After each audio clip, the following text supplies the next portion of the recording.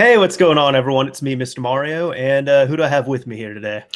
What's up, guys? It's Devin here, back again with ModChat with Mr. Mario. How you doing, man? What's up? I'm doing well. How is it going for you? It's going good. Life's busy, but keeps things exciting, so can't really complain too much. Perfect, perfect. Yeah, no, actually, Devin just came in here. Like you got here maybe like 15 or 20 minutes ago, and then we've been doing like live talk and then also setting up and all this other stuff. So it's been fun, just like boom, boom, boom with everything. So that's why we're like 2 minutes late, but we're still here. So this works out pretty well. Yeah, I know. I feel like we've broken streaks since I've been on here with being perfectly on time, but that's okay. Had to happen at some point, I guess. It had to happen. It's all good. You at least gave me a forewarning like 10 hours before the show that you were going to be coming here last minute, and I appreciate that. Yeah, no, I try and stick to it. I try and give you a heads up, so I'm glad it worked out. Appreciate it. Appreciate it. Looks like it did. Perfect. Anyways, it looks like we have a list of topics here today. And for anybody who is joining us either live stream or watching the pre-recorded video, or, post video, or listening to this, welcome to ModChat, which this is a monthly show where myself, Mr. Mario, and my partner here, Devin, we normally just talk about any type of modding news. And then near the end, we take some user questions, feedback, whatever it is, if you're in the live section. If anybody's ever interested in getting in that and asking us some questions that we can potentially answer on here, you kind of have to catch a live show. So for live people, awesome. If you're someone who's strictly pre-recorded, I apologize. I know for like several people, Devin, we're blessed enough to have users all over the world, but there's people who they're just like, I can't listen to the show. It's 3 a.m. when you guys start. Yeah, I know it's a shame, but I can understand it because I listen to podcasts where they're actually hosted in the UK. So I'm kind of used to it myself, so I understand, every angle of it. Right, right. So for people overseas, we apologize. We're still trying to do the best we could do is at least just put it out on as many platforms as possible and make it easy to watch and listen to. Yeah, no doubt. It's available on everything I listen to, so hope it's for the same for you. Yeah, same for me. Yeah, I just use Google Play Podcasts, so works out for me. Mm-hmm. I've actually been really partial to Pocket Casts. If anyone's looking for a good podcast app on iOS or Android, Pocket Casts. So everyone's recommended that, but like my thing is, it's just Google Play. It's easy. It's there. I already use it, and then I pay for it. And I saw Pocket Cast. I don't know if it has a free version, but it has a paid version. And I was like, I just rather have everything in one app. Yeah, it doesn't have a free version. And honestly, I got Pocket Cast before Google Play Music had podcasts at all. And I still would pay for it at this point, mainly because I have these smart playlists that are sorted in the order that I like with the exact number of podcasts that I like, and I'm able to just hit play all. And whenever I open my podcast app, I can just continue hit, with play, and it continues through my playlists that I've set up with all the different podcasts. Whereas Google Play Music, you have to deliberately go to this podcast, listen to them, and it'll go in succession for those podcasts, but you can't make a playlist. Yeah, it's kind of hit and miss with that as well too, but it's basic enough where it's basic and slightly advanced enough to the point where I can happily get my podcasts, listen to them all in one app. So works out for me. Sure. Yeah. Yep. No doubt. Anyways, enough about podcasts. We should actually get to this podcast thing. And one of the first things we have here is, Devin, do you want to take this? I know we talked about this right before the show, and I know, Devin, you can give a bit more of better insight than I could because of your day job, thankfully. But what is it that we're looking at here? Yeah, no, this is pretty exciting stuff. So if you're in the scene at all, then you probably have heard about the ReSwitched release. Basically, there's ReSwitched is a development team specifically for the Nintendo Switch. I haven't looked into who the members might be, to be honest, but it sounds like a pretty solid group of guys. And they basically came out with a, I guess it's like a website, a wiki that they're going to use to host information and tools to progress Nintendo Switch homebrew development. This is not actually any custom firmwares, and I don't know if it ever will be. Really, they provided right now a bunch of tools to help developers get them in the right direction without spoiling too much for Nintendo, so that we don't miss out on any potential custom firmwares or future exploits. So it's a pretty good it's a really good, release. Honestly, it's quite a comprehensive thing, and I've personally never seen anything like this be released to the public, at least, nearly as complete. So I don't know. What did you think about it? I think it's nice that we at least have this development available here. One thing that a lot of people got kind of misconstrued is people are thinking, "Oh, modding's finally happening. It's happening." Where it's like, it is to an extent. This is definitely a good start, but even the team has come out and they've said, "Hey, unless you're a homebrew developer, you're looking into this. Just glaze over this. This is not going to be for, just a regular end user who just wants to run a little bit of homebrew or start, doing anything else that requires third-party code." But I'm definitely impressed that, the Switch came out this year and we already have some robust stuff like this coming out. Right. So like I said, but there was quite a few tools that came out. So do you care if I start going through several of them and kind of giving it a high-level overview? Oh, please do. I'm actually sharing the screen for them as well, too. So you can talk about them and I can kind of show them on screen. Yeah, sure. So the thing at the top of the list of releases was PegaSwitch 3.0.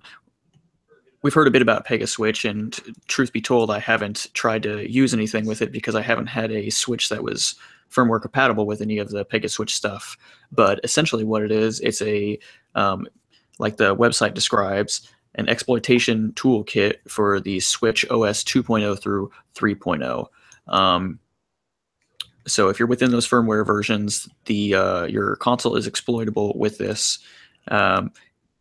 It also describes with complete support for IPC, which I did a little bit of research into, and essentially that means we have some control over some of the background processes, it sounds like.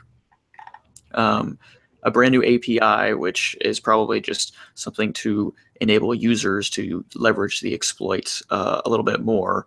We've seen some releases utilizing this to do several different things already, so I believe that's what they're using. And automatic gadget hunting, which, truth be told, I'm not exactly sure what that is.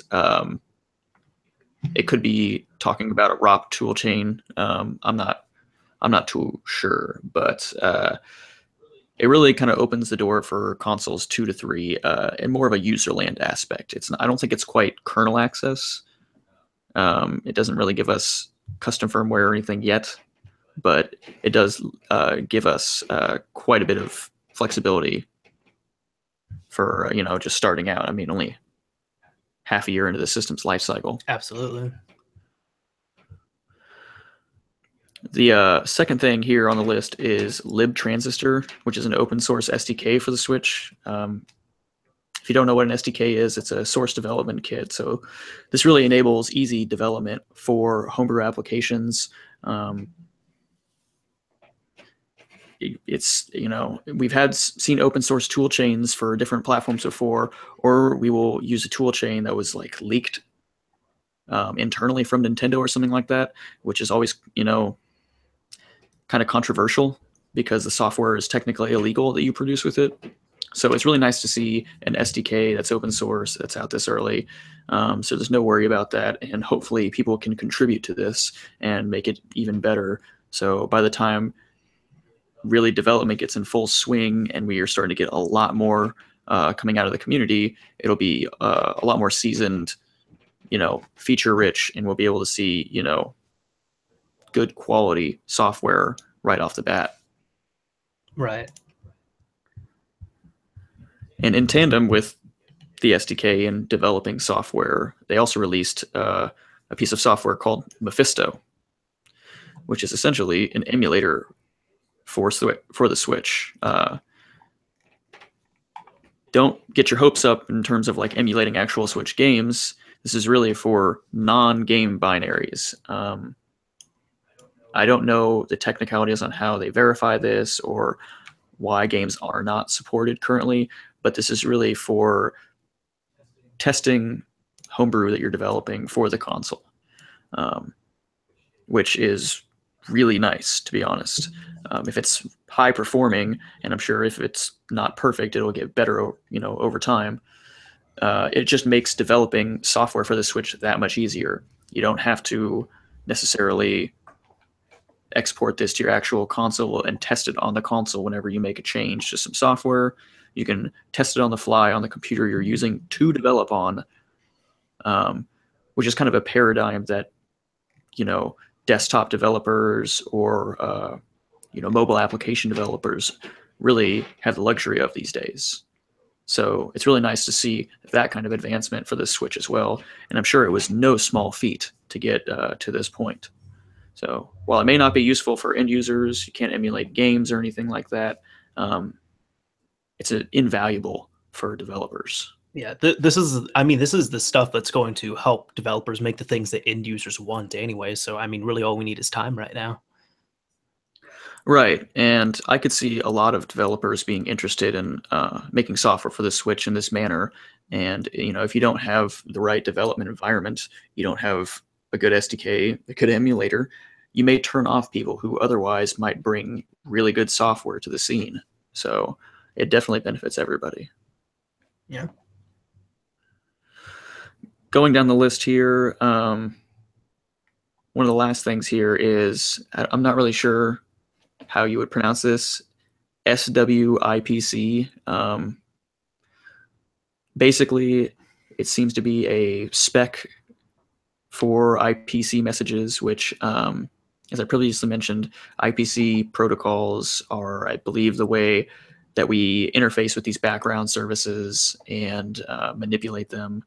So I think this is a spec that can be used across various different technologies, such as PegaSwitch, to be able to interact with those messages, and probably an easier manner that you would normally have to. It's probably a library that just takes all the hard work out of it.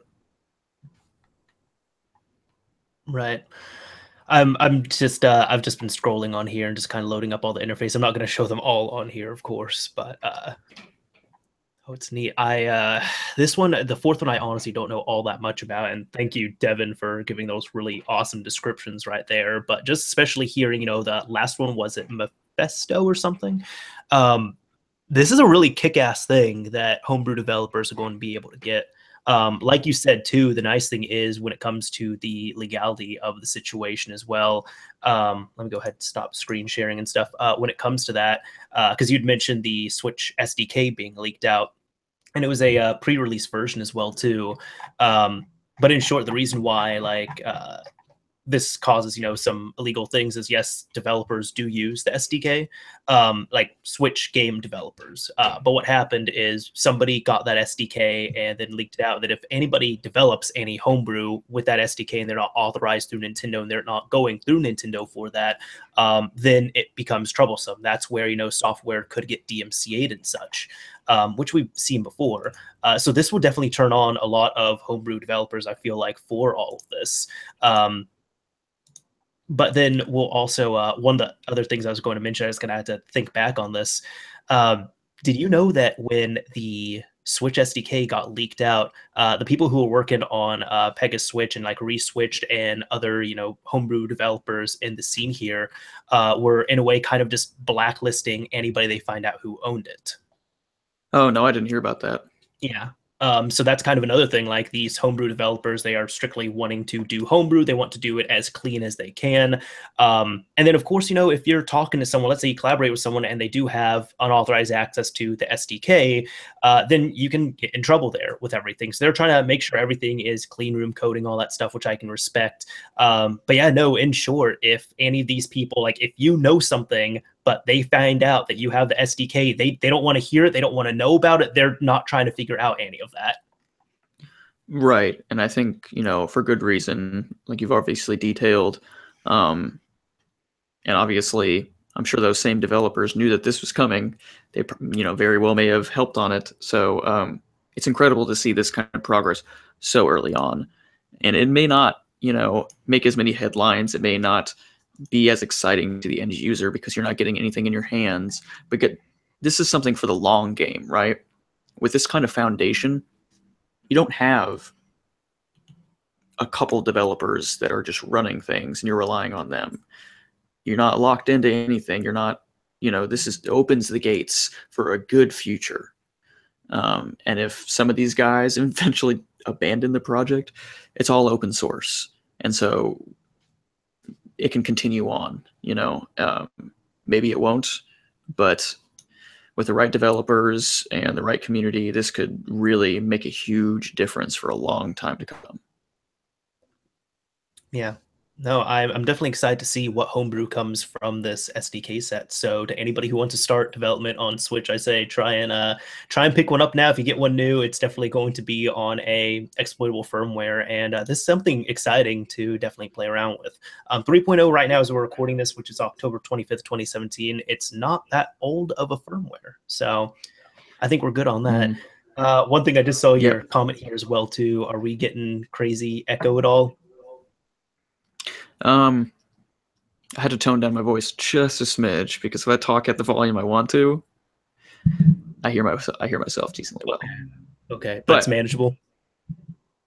I think it's manageable. I don't know. Okay. Maybe the people in the chat can yell at us if it's no one's complained about any echo yet. So sorry, this is not a Switch related thing. This is podcast related. I do want to round off their Team ReSwitched post. They have one more announcement there, excuse me, which is just incredible that we've been talking this long on this one blog post. But basically, the ReSwitched team announced that they have a userland exploit that essentially prepares them to be able to execute arbitrary code. So this doesn't really get us homebrew just yet, but we're close. Essentially what happens, I looked into the details. The exploit is called Rohan, capital R-O, lowercase H-A-N. And it's manipulating, I believe, the RO service. And essentially it is able to turn off signature checks, which if you're in the scene at all, then you know that signature checks are really what prevent us from running homebrew and kind of just any code that we want to that's not officially Nintendo's or whoever's. So this disables signature checks. However, we need some kind of a ROP or JOP chain, which I don't know too much about. I get a general idea, but we need some kind of further exploit to actually be able to execute this code in some manner, because we can't install things onto the home screen yet.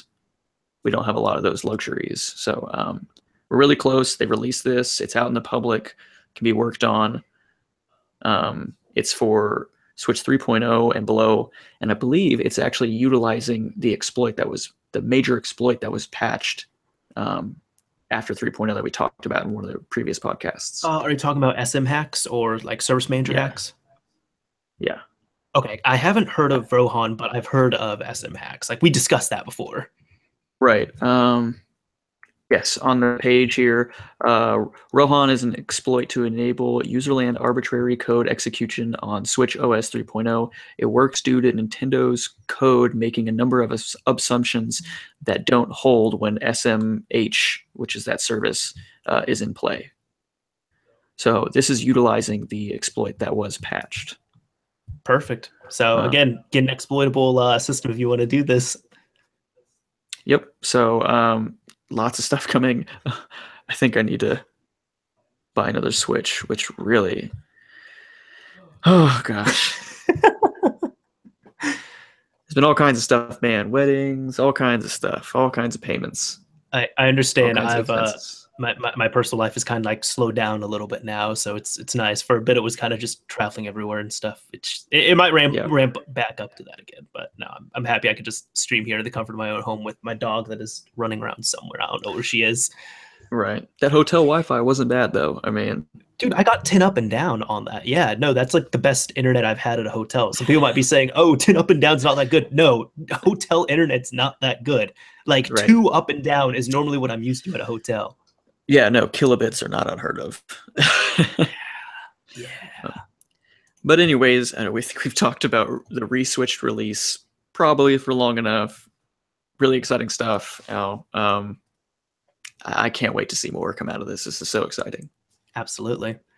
With that, though, do you mind if I take something else here that is related to ReSwitched? I guess so. Yeah, go for it. You take it. All right. So I'll go ahead and have to share my screen on this as well too. But this one person, Jam1 Garner, almost said gamer, but it is Garner. He ended up sharing this. He ended up creating a what is it? He ended up creating a script that utilizes PegaSwitch and everything. So if you have all that set up, if you have a switch that is exploitable on firmware 3.0 optimally, he even said script I wrote for system setting time for FLOG.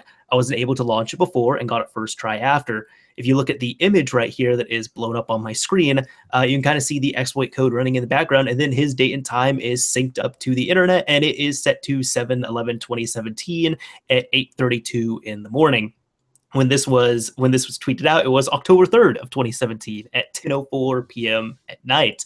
Now, for anybody who has either followed us or you listened to ModChat episode 32, this is important because FLOG, flip it backwards, is golf. It is a Nintendo emulator that is built into every single Switch, and it has a copy of Golf on it, not just a regular Nintendo version of Golf. It has been retooled for the Switch, so it uses the Joy-Cons and motion controls and everything.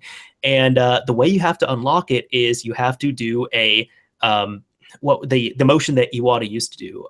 Was it straight to you? I'm butchering it right now, but directly to you? Yeah, I forget what it's called. It was directly to you. Yeah. Yeah. No, so you have to do that motion with the Joy-Con, and then you're able to load it up. Some people might be thinking, I just have to recap this for anybody that doesn't know. Some people might be thinking, why don't you just change the date and time in your system? If you've ever taken your Switch online, it's not going to be fooled that easily. So unless you run this script, the only way you can ever get this to work is if you sync up your Switch to the internet and you do it on this day and you have 24 hours to run it. But now, again, if you have everything set up and you have a Switch on firmware 3.0, you can get this script right here, you can run it, and it will set your time directly on there. Right. So, like you had mentioned, it's actually using PegaSwitch. This looks to be like almost like they forked it, and then they have a script that just executes whenever you run it. So, I'm guessing that's using the API and possibly some IPC messages to actually like utilize some system services to reset this clock. So it's not quite as complicated as your typical homebrew, which we still can get, but it is really neat to see that we can do this in the first place. Absolutely. No, I thought that was a really cool way to utilize this, to have, a type of release for people. I need to try and run it at one point. That'd be neat to see, because I have access to an exploitable Switch, which is nice on there. I just need to go in and, get everything running and stuff and sorted. But this made me smile. In short, this really made me smile. I thought this was a really awesome release. Yeah, I'm pretty sure we've talked about this FLOG game before here on the show, but just the game itself is really cool. I'd love to play it too. I mean, that game with motion controls, I mean, that's a curious thing in itself. Absolutely. And it bums me out because we missed the date. We had like an opportunity to actually play this game on the day, and no one knew about it yet.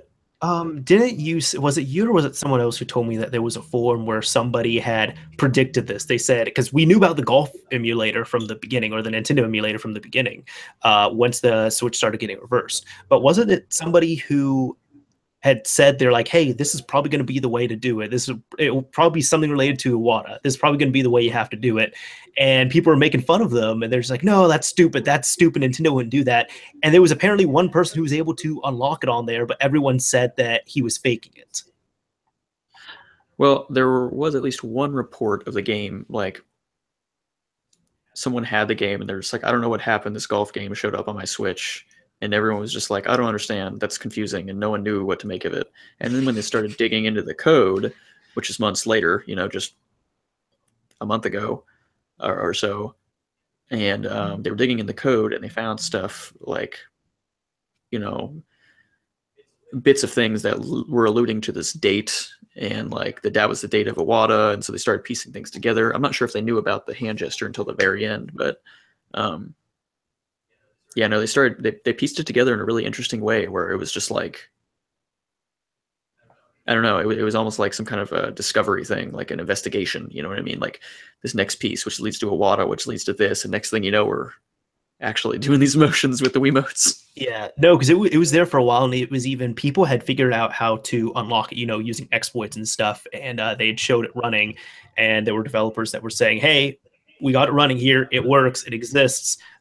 We kind of had to do it a hacky way, so we didn't unlock it naturally, but we don't know how the hell to unlock this normally. But it's sitting there. It's playable." Yeah, I'm really glad that we figured it out and we didn't have to wait a whole nother year. So the next time this is available, I'm going to be on it. I'm playing FLOG all day. Yes, me too. I'm trying. Anyways, next topic here. Yeah, sure. Do you want me to start this one off, or do you want to? I'll go ahead and let you do this. I will kind of intro it and say that Devin and I kind of, this was a week or two ago, I hung out with him and just, as a hangout catch-up thing as well, because, we're buddies and stuff. That's what people are supposed to do, I guess. I don't know.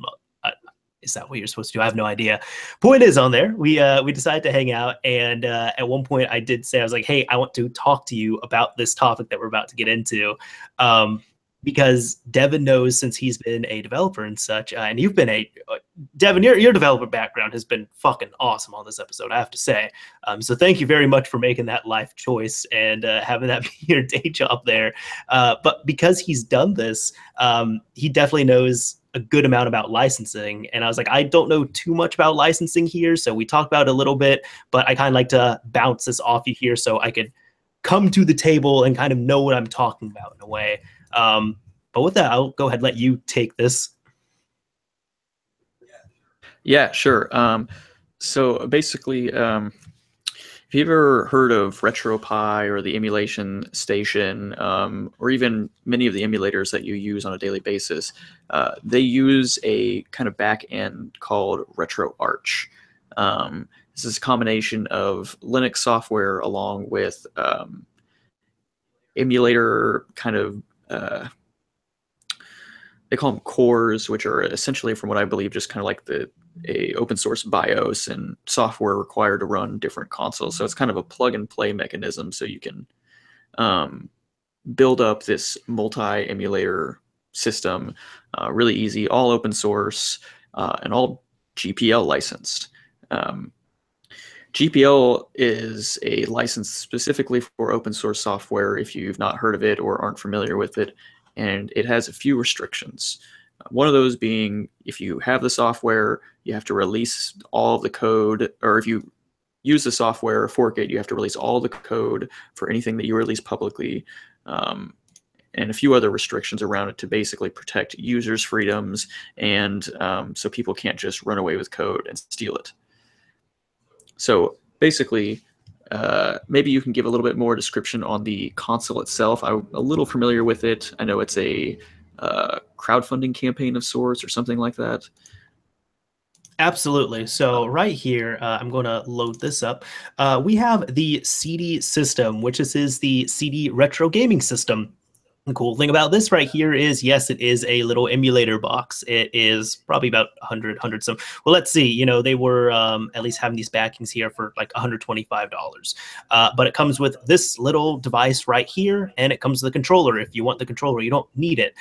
Some people might be saying, hey, that looks like it has a disk drive. It does have a disk drive. The crazy thing about this is it is a little emulator box where, unlike other things, such as if you set up a Raspberry Pi 3 or any type of Raspberry Pi with RetroPie, which, as Devin said, uses emulation station. RetroArch uses these cores. You have to put all the games and stuff on a flash drive or on a micro SD card or an SD card of some kind. The cool thing about this is it gives you that little retro feel of, yes, it's all emulation, but you can actually take a CD and pop it in there, and it will play directly off the disk. They're supposed to support dumping as well too. They're also supposed to support, popping in external storage and playing off that if you really want to. At its core, I know Metal Jesus Rocks did a video about this, but at its core, if you take it apart, it's really just a like slimline laptop style DVD reader, writer, I guess, too, here technically, but it's just supposed to be a DVD reader. and it also has a orange pie inside of it running everything. Now, this thing, to me at least, looks cool. Some people have been freaking out and saying, oh, no, it's useless, blah, blah, blah. I think it's cool that you can at least take your original discs, pop them in there, play them directly off the disc. For support, it has PlayStation 1, Neo Geo CD, TurboGrafx CD, Sega CD, DOS PC games, and it says more. I think it's also supposed to do cartridge-based games as well, too. Of course, you need to either put them on external storage, or you might have to get a extension of some kind to run cartridges. And I believe that is a thing that you could do on there. I keep talking about this. So some people might be saying, what does this have to do with licensing? Well, it uses RetroArch. That's what's used on here. And one thing that they've kind of come under some controversy for is they're using RetroArch against the developers' permissions. So the people, LibRetro, the people who make RetroArch, have made this twit longer. And essentially what happened is when this was coming up, well, when this was in production, like prototyping phase, it's not to production, but when it was in the prototyping phase, the developers here reached out to the creators of LibRetro and said, hey, we would like to use your software on our product here, and we would like to resell it. We believe this is within the licensing agreement that you guys distribute, and we're going to play along with that. And is that cool with you? We just want to do it with your blessing. And LibRetro came out and said, no, we don't give you permission to do this. We don't want you to do this. So the Seedi team said, okay, we respect that, totally fine.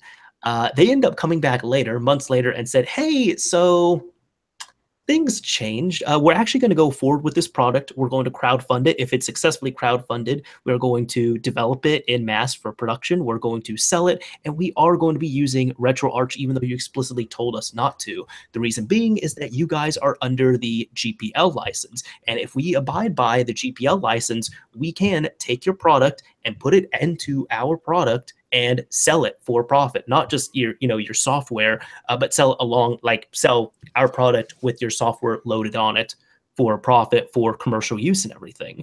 And we believe this falls within the confines of our licensing agreement. We're going to abide by that. So even the developer here, he had some funny things to say.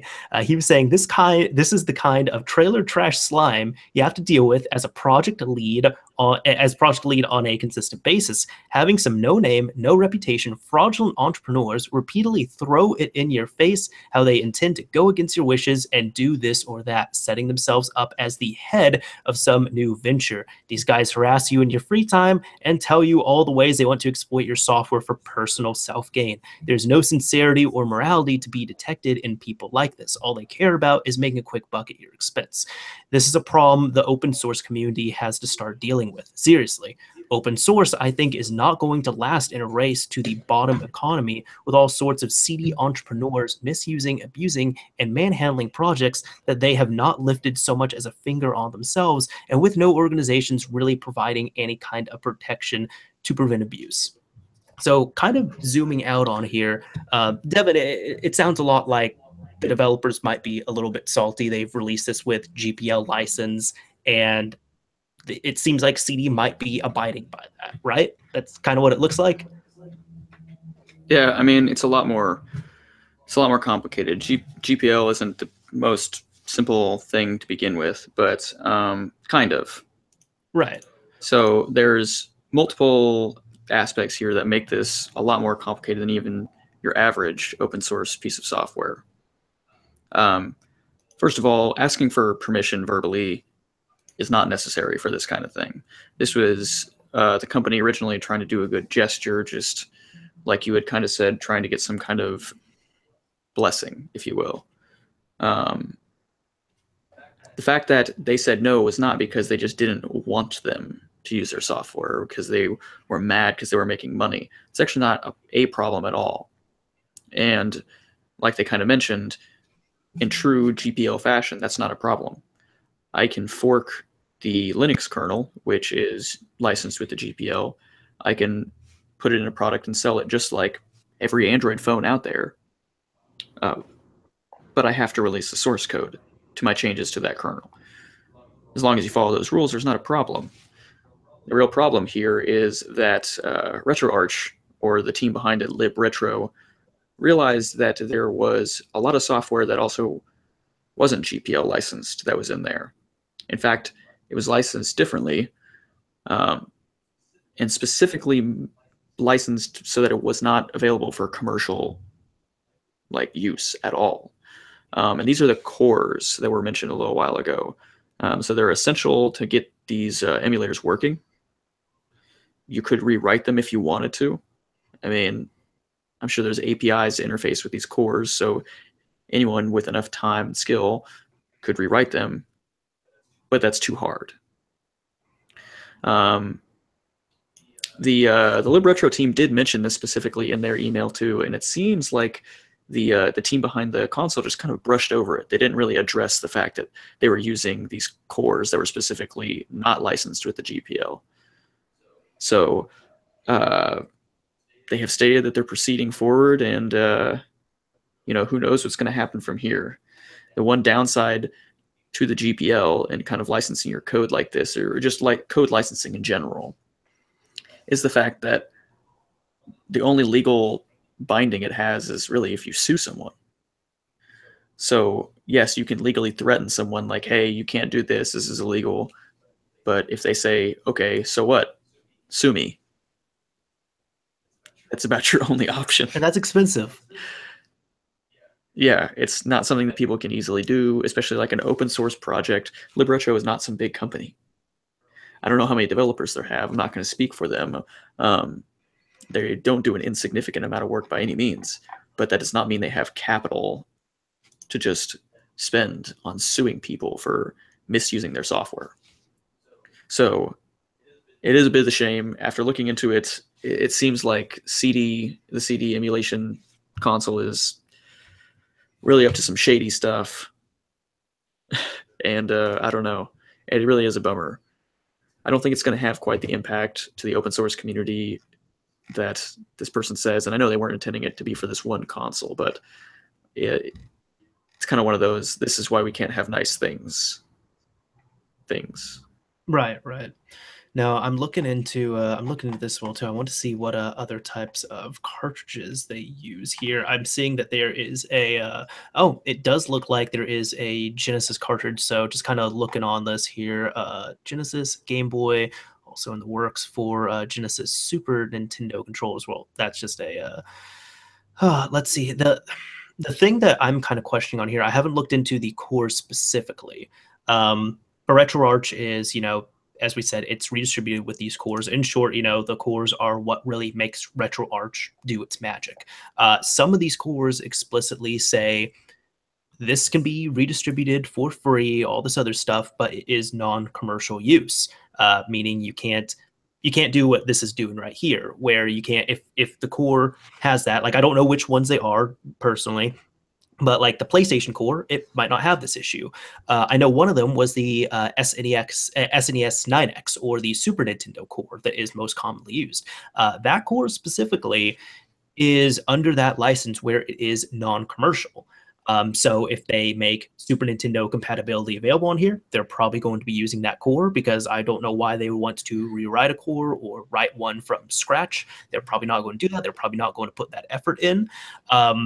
And then they would be violating the agreement right there. Not really directly with RetroArch, but more from that core itself. So we'll see what happens on that. I know that Metal Jesus Rocks, he did come under fire for this. And he had said that he talked with the head of libretro, and the only thing I really know directly off it is that they talked for a couple hours, and that the head of libretro just wanted to really publicly come out and say, hey, we don't endorse this product. We're not affiliated with it. He didn't say anything like, hey, we're going to sue. Hey, we absolutely hate your guts, whatever it might be. But he did have that TwitLonger post, which I read, his blurb at the end. And they're just trying to distance themselves from the project. At this point, it kind of seems like they're just saying, hey, look, we don't agree with what they're doing. We think it's pretty shitty. We don't support it. I guess really the advice that I can give here is there's going to be people that will buy this if it comes out. I think it looks like a neat system. It's probably going to get funded. It's looking like it's going to. But if you don't support it, don't buy it. That's what I can recommend on that. Sure, vote for your dollar, or with your dollar rather. You know, this kind of thing really makes a difference. They're not a big company. That's why they're on like a crowdfunding campaign. So if you don't support it, if you like open source software, which really fuels a lot of this stuff. I mean, we just talked all about this open source software right before this. You know, some of this stuff is invaluable. If you really appreciate that and respect developers that put in their time and work for it, I have a hard time recommending this product at all. All right.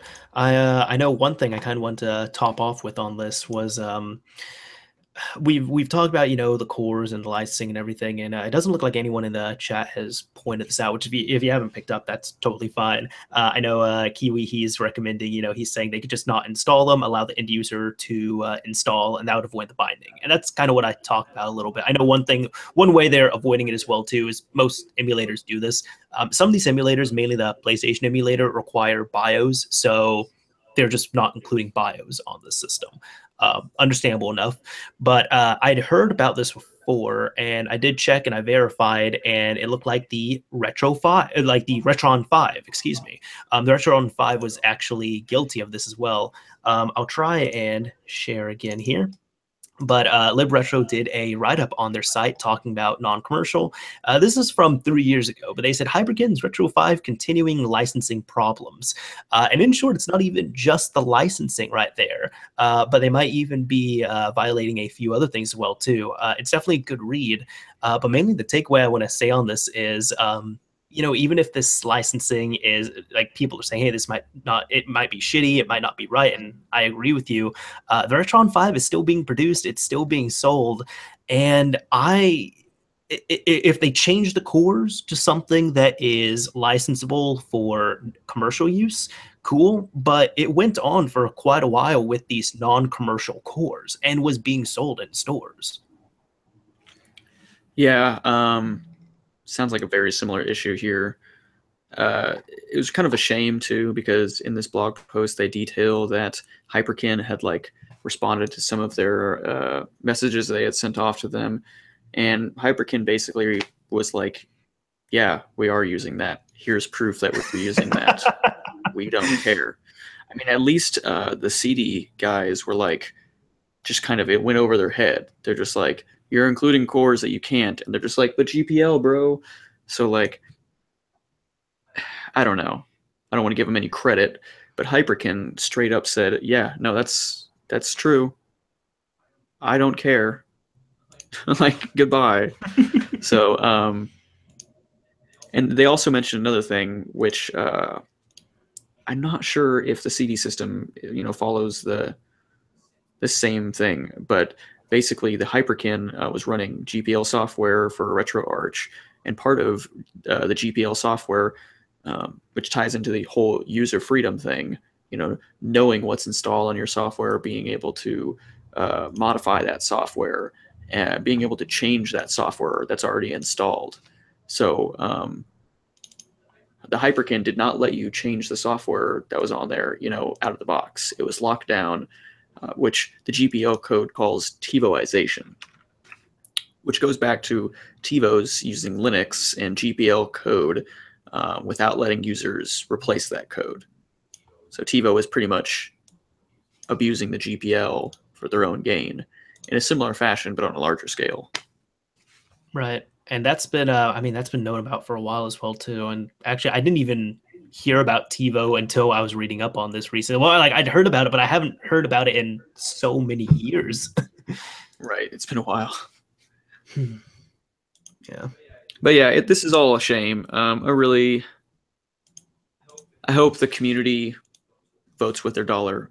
You know, I understand that there's going to be some average folks out there that see this and are like, wow, that's really cool. I want that in my house. Play some retro games. But I know a lot of the people that are getting these are people who can at least understand this kind of this situation. You know, these people are nerds. Hopefully you can understand that other nerds put in their hard work for this, and they're not getting their fair share or respect, really. Yeah, but the entrepreneurs there, I mean, they're wanting to just get all that money, which if you're an entrepreneur, cool. It's just, it's kind of, some people will just do, it's weird how much shady stuff you can do and it's still legal. Right. Yeah. I mean, well, and again, you know, the GPL and licensing and all this comes back to the fact that it really doesn't, I don't want to say it doesn't matter, but it's not effective unless you sue someone. So it's a real big barrier there. Yeah. I know there's a few comments I want to pick out here. Voltar, and hey, Voltar, welcome. He was saying Hyperkin was using an emulator that doesn't fall under any GPL distributational licensing. So that's something to think about as well. Hyperkin's just doing some shady stuff. So one other thing, I don't know if this is the situation that he's talking about, but licensing is also really interesting and kind of weird in the fact that I could write some open source code, release it on GitHub or something, totally public, but if I don't include any license, it's technically copywritten. And therefore, with copywritten, you cannot use it for anything. So even though it's public, it's available, it looks open source. It's not really, not in the sense that you're thinking. Mm-hmm. And then especially when it comes to taking it and bundling it into something that you're selling. Correct. I mean, it's good for like the fact like, oh, I'm releasing this software, and if you're concerned about your privacy and you want to verify I'm not doing anything shady in the software, you can read the software code, you can verify that, but you can't use it. So licensing is a complicated thing that, as far as I know, can really only be enforced by suing, and who wants to do that? Yep. Yeah, no, the other thing here, it's not directly related to licensing, but D Stopper, that's how I'm gonna say your name. He was asking, is it any better than Pi 3? So assuming he's talking about, you know, setting up RetroPie on a Raspberry Pi 3. That I do not know. I know at least from the video that Metal Jesus Rocks had done. I was pretty impressed with the PlayStation emulation. Some of it was pretty awesome. Some of it was kind of miss as well too. Really, I think the worst one I had seen on there was with which one was it, like with MS-DOS games, which that's kind of understandable. I did say on there that I was pretty impressed with what I saw, and that was more because it was working with a Orange Pi. So I thought that was interesting, at least. I haven't worked with an Orange Pi specifically. I just know that normally the Pi 3 is kind of the go-to on there, but the Orange Pi is pretty similar in many aspects, just cheaper, and it's going to be less powerful. Is it a totally different like brand? Yeah. Oh, I haven't heard of that. Yeah, no, I know it's been used for some lower level things, even like this, for example. So it's I'll need to check out some of these other little computers as well too. I've just messed with Pis personally. Yeah, I mean, you know, if they're done right, they're all the same kind of. You know, you're just an ARM Linux not laptop, but computer.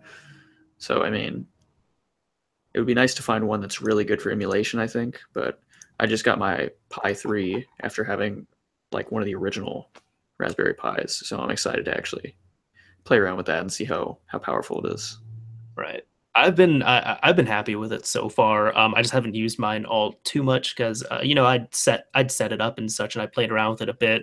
But then sometimes I would get annoyed just like going in and configuring everything individually, or just messing around with some things. And I think my thing is I like more taking the original hardware, modifying it, and pulling the best signal and stuff I can out of it, as opposed to emulation. But I absolutely think emulation is awesome and kick ass, and when done properly, is great.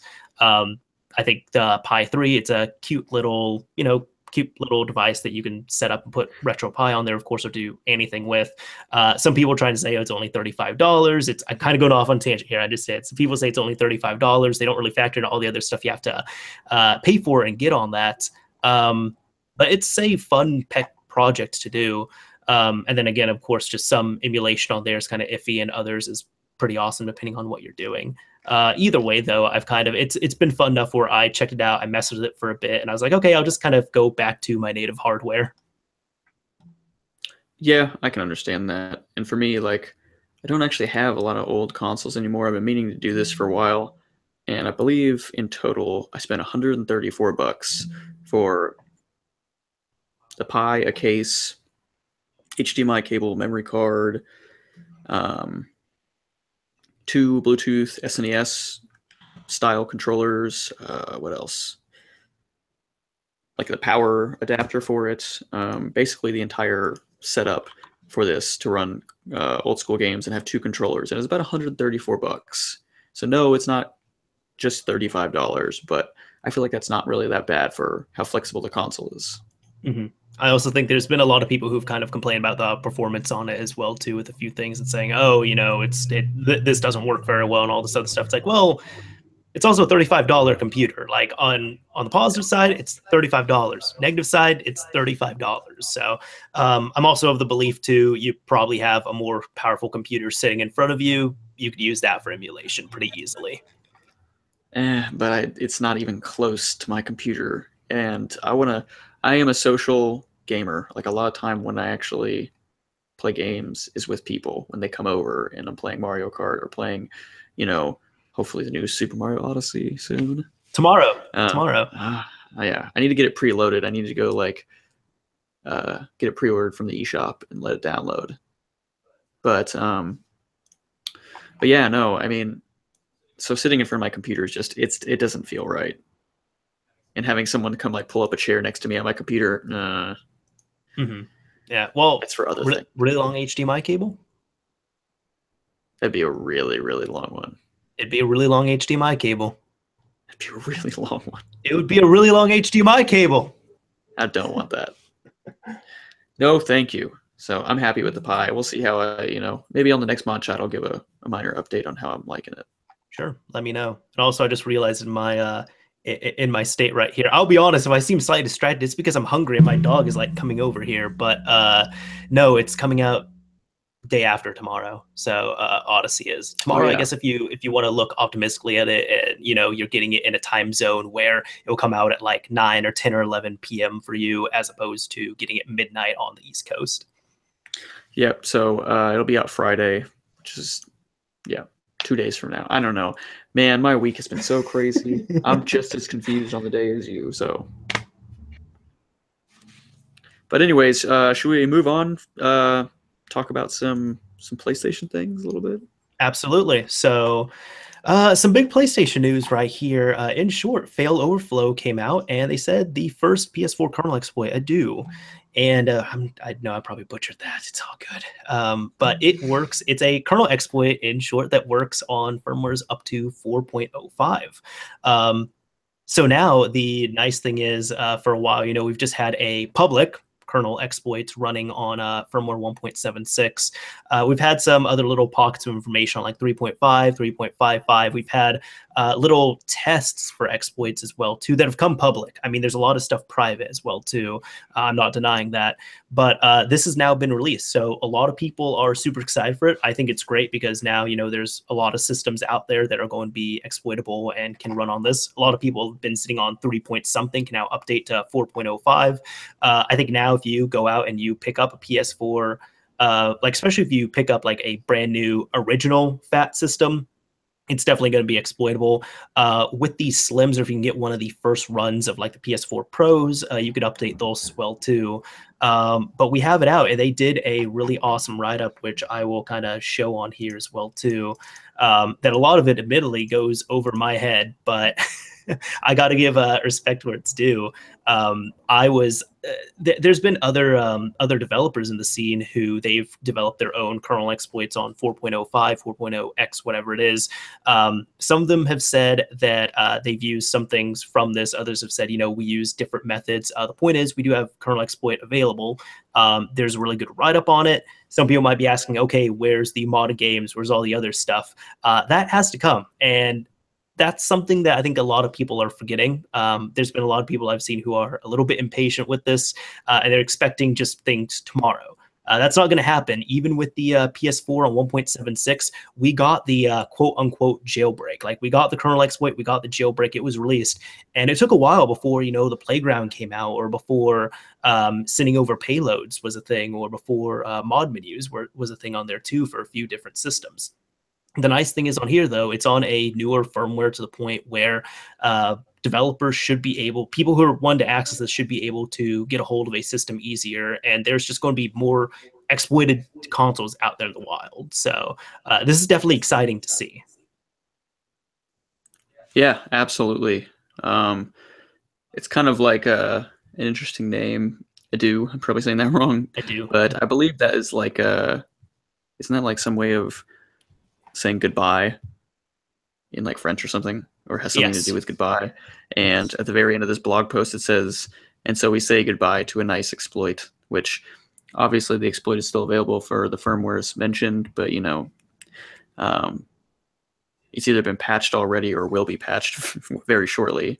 I guess it probably was patched because, well, I mean, the latest firmware out is 5.01. So yeah, this has been, I mean, this has been an old firmware. So it's really interesting read. It is very, very technical and honestly over my head too. But if you're really into the low level stuff, I mean, I'm sure it's just absolutely amazing. Mm-hmm. Yeah, no, I know. But yeah, no, it's really good. What kind of like advantage do you get from actually updating to a higher firmware? Does it let you play just newer games, or lets you play newer games? Of course, if you're on the latest firmware, you can get online, and then any new features that Sony puts in, you're able to utilize those as well too. I've been happy with PS4 updates, but yeah, thankfully I have a exploitable PS4 on hand here as well. So it just depends on really what you're gunning after. Yeah, makes sense. Yeah. So this next thing here, this is still related to the PS4, but do you want to take this, or do you want me to kind of run with it? I'll start it off. You definitely know more about the PS4 scene than I do, so you can absolutely correct me on things if I mess something up. But it sounds like we have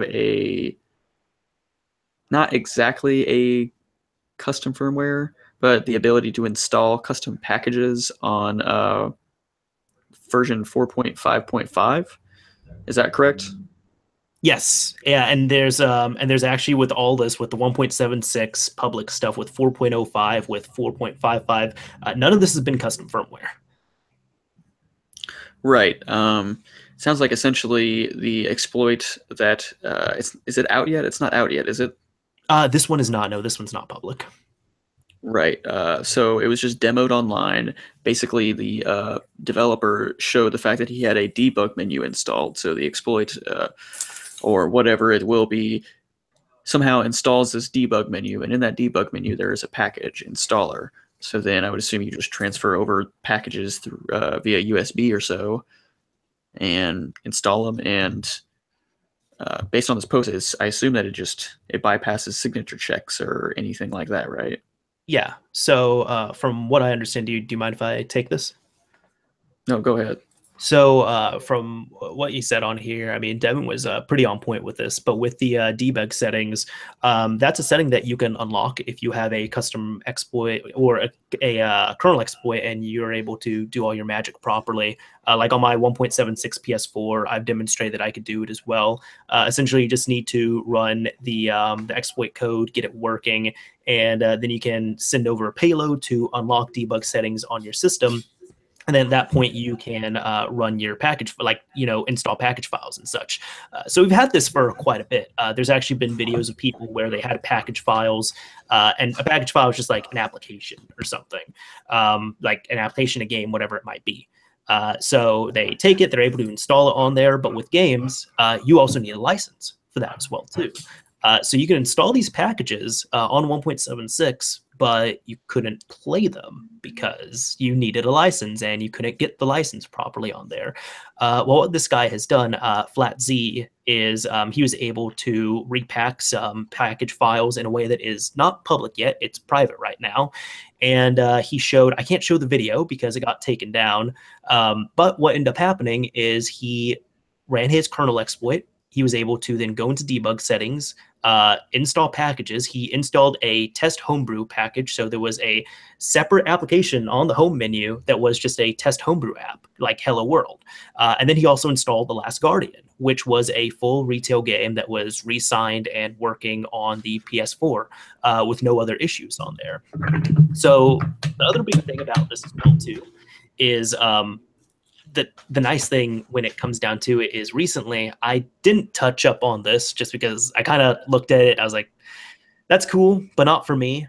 There was also on firmware 1.76 a way where you can now decrypt games and load them. The very rough process I was seeing was essentially you have to take the game, you have to completely decrypt it, load it up in a certain way. It's very hacky. With the way it does it, and you kind of have to load it through Playroom and just do some other magic. If it sounds like I'm being very vague on it, it's because I am, because I myself didn't attempt it. I looked into it, I was like, that's cool, but I'm not dying to do that, and there has to be a better way to do this. So now we're seeing a more permanent way of doing so, where we're able to actually take a game, install it properly, and launch it with no issues on here. You having fun with Lily? Your dog is harassing me. Yeah, she's just getting all excited about everything. She's getting really excited about PS4 exploits. She is. She's trying to get up here. But that is it's really interesting. It's quite impressive that they were able to show off a retail game with the video. I'm really bummed I didn't get to see it, to be honest. By the time I pulled up the article and looked at it for the first time, no go. It was taken down. So if someone else has a link to the video, that would be fantastic. Yeah. And I kind of summed up pretty well as well too on there, honestly. There are links that are being shown on the chat here if you're in the live chat. But when it came down to it too, I just wanted to say on this, if you check this out saying the video is unavailable, Flat Z's channel was actually taken down. I ended up tweeting at him and I was like, hey, reach out to this guy. His name's Trusted Flagger on Twitter. I was like, he should be able to get you sorted because Google actually terminated his channel. But from what I'm seeing, it wasn't Sony directly. This kind of just like the YouTube side of me talking. From what I see, it wasn't Sony or anyone affiliated that DMCA'd the video. The video was not DMCA'd from what I see. Because if you go like right here, load it up, it says video is no longer available because YouTube account associated with this video has been terminated. If it was Sony or someone else, it would say either by a third party or it would have that third party's name. So what I think happened is YouTube probably saw this video. They thought it was hacking, crazy hacking, and just took down his channel as a whole. Kind of shitty on there as well too, but I just kind of want to put that out there because a lot of people are saying, oh, the video was DMCA'd, Sony took it down. It's like, actually, no, that looks like Google took it down themselves. Yeah, that's really interesting. I don't know. I mean, is that very common? You would know better than I do for Google to just take it down. I feel like they wouldn't care. Usually it seems like they're really only doing what the content creators want them to do. No, that's a whole other podcast thing I can get into. But no, in short, there's a lot of nonsense stuff that goes on where there's things that are allowed by the TOS that then might get flagged and struck down and stuff. Things like this, for example, where people are saying, it's a 3 strikes type of thing. I don't think he had 3 strikes on his account. It was probably just taken down as a whole. I mean, that's happened as well too when Google's had to intervene. They have. That's why I was saying if he reaches out to Trusted Flagger, I'm sure he can get the channel back up and everything. Yeah, let's hope. It's kind of a bummer. I mean, especially not even having released this exploiter software yet. Well, I mean, that's going to be different as well too. Like he's working on it right now. He's refining it, and then he's going to release it at one point. But the video taken down is not going to it's not going to affect that. Yeah, no, I understand. It's just, I mean, for all YouTube knows, this could be fake. I doubt they're looking that into it. It's probably just some algorithm that is doing its thing. So YouTube has said that they have people look at these individually. I have my doubts on that. I've always kind of thought that no, a lot of it's probably automated. YouTube always says no, it's not automated, but I really don't believe that. Hey man, Google has invested a lot into machine learning, so Absolutely. Yeah. believe what you will. With this as well too, I mean, it's great that we have the 4.05 exploit out in the wild, the kernel exploit.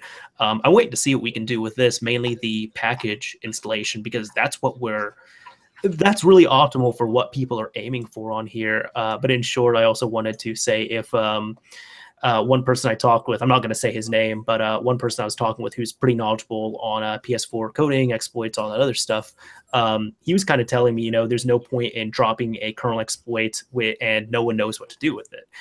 Essentially, he was saying here, like he said, look at 1.76. It's the easiest one because you can hard code everything, and they're struggling to launch a package or homebrew, which that's why with 1.76, everything has seemed very disjointed and hacky.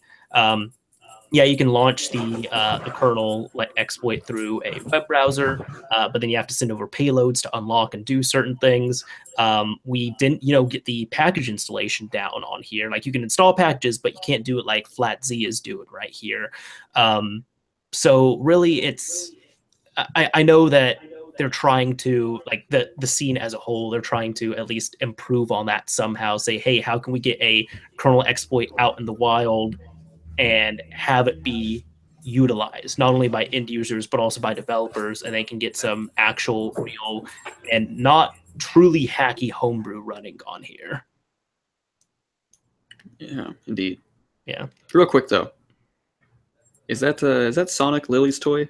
Yes. Okay, just making sure that this was Doggo approved. Yeah, she's having a good old time.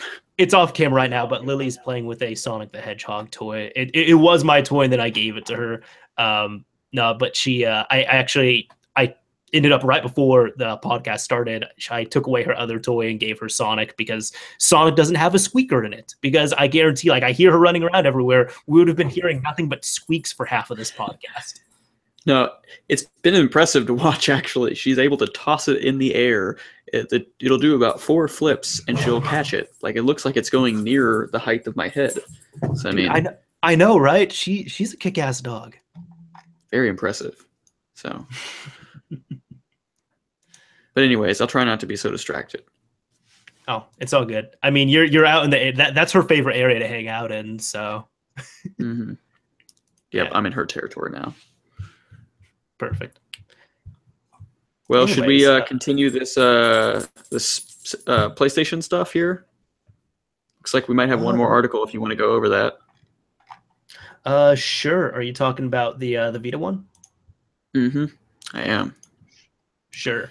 Let's go ahead and I haven't had, admittedly, I kind of want to get it out there. I haven't had the crazy time to just go in and read this in major detail, but show it here. We got Vita Reverse Engineering Leak, Cobra Blackfin, Part 2. Now, Devin, do you remember us talking about this before, right? Yeah, no, definitely. I'm pretty sure it was the last time we had a podcast, if I remember correctly. Perfect. So, in short, this was the guy who he worked on the Cobra Blackfin, which the previous co-host I had on here, Daniel, we had talked about Cobra Blackfin before, and it was just a really convoluted, messy, not reliable way of playing backup or pirated games on the PlayStation Vita. This is before we had Hinkaku or any of that other fun stuff.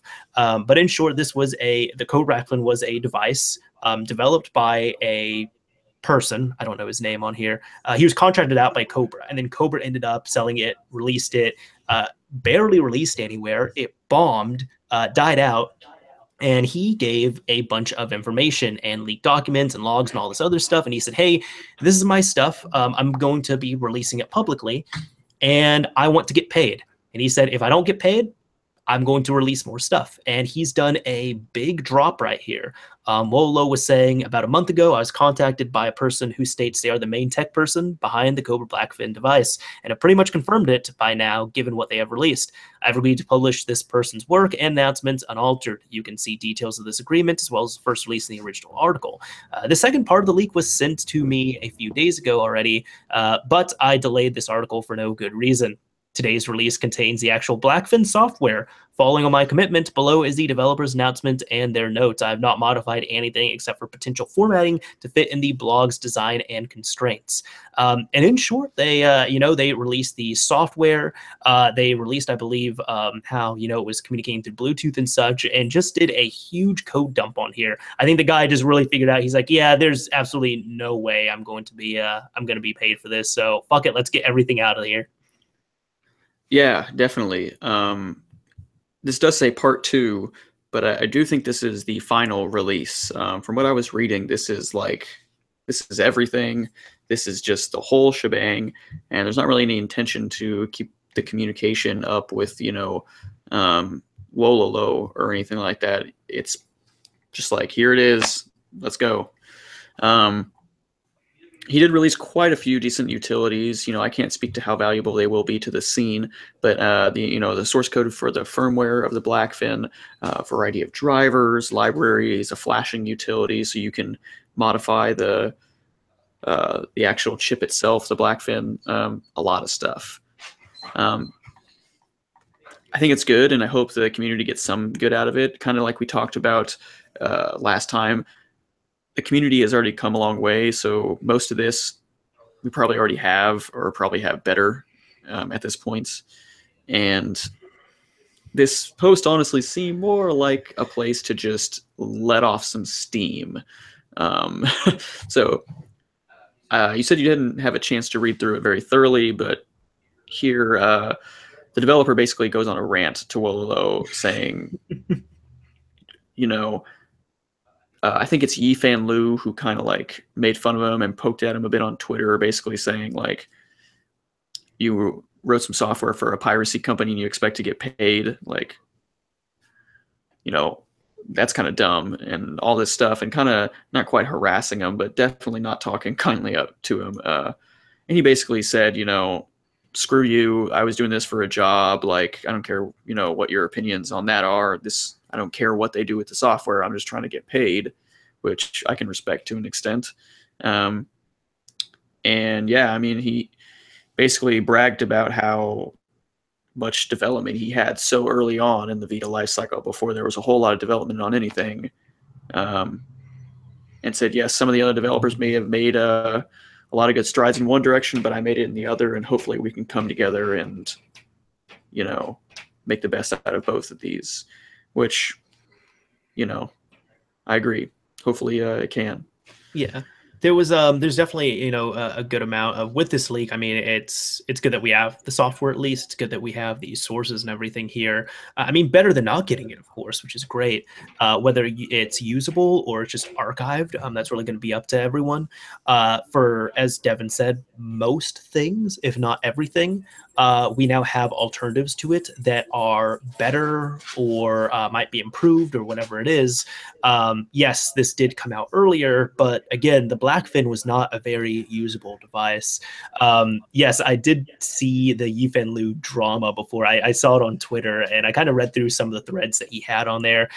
In short, to boil it down, his big thing was he was saying, how can you expect to be paid by a company that their whole point is we want to pirate and steal games? Like, if their whole thing, if their shtick and their focus is stealing things, how do you think that you're going to get paid through that?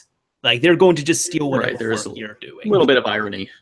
Yeah, and that's what he was really pointing out and saying, because he said, hey, there's these people that are developing open source software. I don't say anything about them. There's people who are developing things for the Vita that could enable piracy. There's people who are explicitly either taking donations or they are really supporting piracy. And I haven't said anything. It's just with this, that you took a contract from the shady company. You knew what they were doing. Their whole business, really it is like their whole business is stealing things. How could you think that you were going to have a trustworthy agreement with them? Yeah, and I wish I had some like real life examples to compare to, but depending on what your ethics are, if say, theoretically, this is not a true story at all, Gateway, with a 3DS came to me early on and they were like, or I somehow came in contact with them and I knew more about this low level hacking, and they're like, well, we'll give you a free 3DS. We'll give you money to be able to get the hardware to try and hack this to create like a flash card, and you can just, you know, get paid to hack around and try and figure this out. Some ethics might, you know, be against that. I can see where the allure was, though, right? I mean, especially at the very beginning of the scene, you're not copying anyone's work, you're starting fresh. You know, you could end up doing something cool, even if it's paid for, and lots of people bought the gateway. And I mean, sure, other methods are preferred, but they don't, as far as I know, most people don't absolutely hate gateway as far as like an ethics standpoint goes. Yeah, it's a meme, really, the gateway hate. I mean, they did. I will say I did like gateway for a while. Really, the thing that made me kind of go a bit was when they had, you know, their brick code. The part where I was just like, I mean, I wasn't using gateway at this time, but the part where I was just like, yeah, nope, gateway is just a whole bunch of nope, was again where they pretty much flat out took ARM9 loader hacks, completely rebadged it for their own thing, and made it worse. Right. Yeah. I mean, they kind of like, you know, walked themselves straight into that. But, yeah, I mean, there's mixed sides on that, but I don't think it's, you know, looked as bad on nearly as much as this was. This did get like a lot of hate. And they're actually releasing the source code of this guy. So I don't know. This probably won't make a huge dent in the scene, but it is really interesting to get it, and, you know, it'll be archived forever now. Yeah, I think the funny thing was with it too was when it came down to it, even if the team over at Cobra ended up seeing all these posts, and they were, I don't think they were shaking in their boots, is what I'm trying to say in short, because as I said, the Blackfin, when it came out, you could barely get it anywhere. It completely tanked. Just not a good device. It didn't work properly. They had to refund a lot of people. So I'm sure if they did look at this, looking from Cobra's perspective, they're like, oh, yeah, we didn't pay him. Okay, we probably should have. Wait, so he's going to release all the work he's done on the Cobra, a device that bombed and we lost money on. And like, yeah, no, he can release it. We don't care. Like, it wasn't something that was relevant and still being supported. And that's why I think Cobra they just didn't care. So I think that's why Cobra didn't say anything, and they still didn't pay him. Not trying to justify it. I'm just saying that's probably the logic that went through their heads. Yep. No, I totally agree. I mean, it's probably why he just had one more leak too and didn't like trickle this out anymore. Probably like knew it's, you know, this isn't going to work. I'm just going to dump it all because what do I have to lose? Mm-hmm. If anything, now the research methods that he used and the tools that he created and the ways he did them would be interesting to see. And I mean, now we have them. And then for archival purposes, this is great. But for practicality, it's not great. It's not useful to the end users. Yep. Definitely. So we'll see what happens. Yeah, we'll see what happens. Anyways, this we have a bit of a you're smart. What are you smiling about? You want to tell us about your phone fun? Absolutely. So this is last topic we're going to be getting into here, and this is something we haven't really talked about too much for, but it is modding related, I feel like, so we're dropping it on ModChat here. Anyways, this is my phone that I got. This is, let me go ahead and just clear out all this stuff here and everything, blah, blah, blah, blah, so I can actually show it properly. This, in short, is my phone. This is a OnePlus 3T. Android, that's my preferred platform, all that stuff. So I really enjoy this phone. I think it's a great phone. I picked it up, actually, with Devin's recommendation. I thought the price was pretty solid on it. And I was using stock firmware on here, which is Auction OS, for quite a while. Up until recently, I think last week or the week prior, I ended up changing it up on here. Recently, there was that announcement from, well, not really an announcement, but more of a discovery that OnePlus was taking a bit more data than they were admitting to care for. And they do have they have one of those programs where you can opt in and say, hey, I want to send information about my device and stuff to OnePlus so they can improve the code and stuff. Does that work?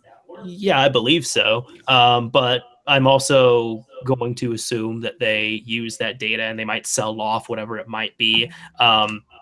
they're not doing just a charity service there. I mean, they're a business. That's how they're going to be making their money. And I know all these companies like Google and Apple, they're going to be taking data as well, too. It's just OnePlus wasn't as transparent with it. And a lot of people were up in arms about this. Now, when I looked into it, it seemed to be a lot of general metadata.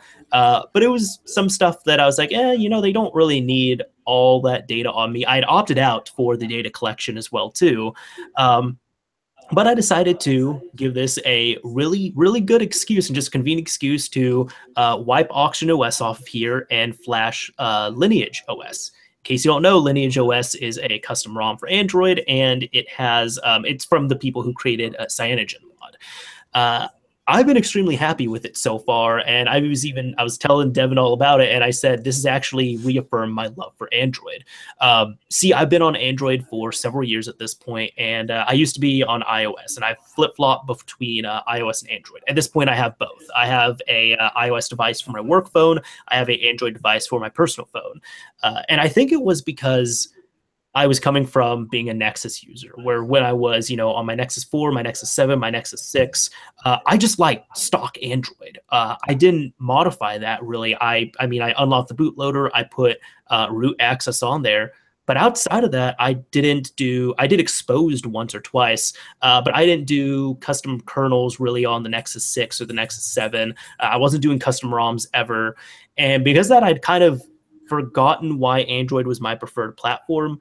I used iOS, and I use it sparingly. Like my iPhone, I use really just for email, occasionally texting people, and calls. So if someone gave me a BlackBerry, I could do the same thing with it. If someone gave me a Samsung type device, I could do the same thing with it, really. Point is, on there, I haven't really truly utilized iOS. So there's even been a few times in the past few months I've thought, hey, maybe could I switch over to iOS? Let's see. But this has really given me my love back for Android and realized why I enjoy it. Not only this made my phone better, but the nice thing is I was able to take this and say, I really like this phone.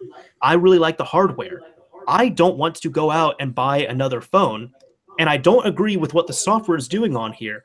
I know I'll just take a different software, wipe the phone, install it over, and have something that I can still use. I can still enjoy this phone and more aligns with what I want from this, whether it be morally or ethically or just, for device usage. Yeah. And what's really cool, coming full circle here, the reason why you can do that, one of the big reasons why you can do that is the GPL itself. The manufacturers are using Linux, and they have to release the Linux kernel, enabling, the hardware bridge, so you can actually boot your device. And then Android is, I'm not really sure. I don't know if Android is GPL licensed, but it does have open source licensing.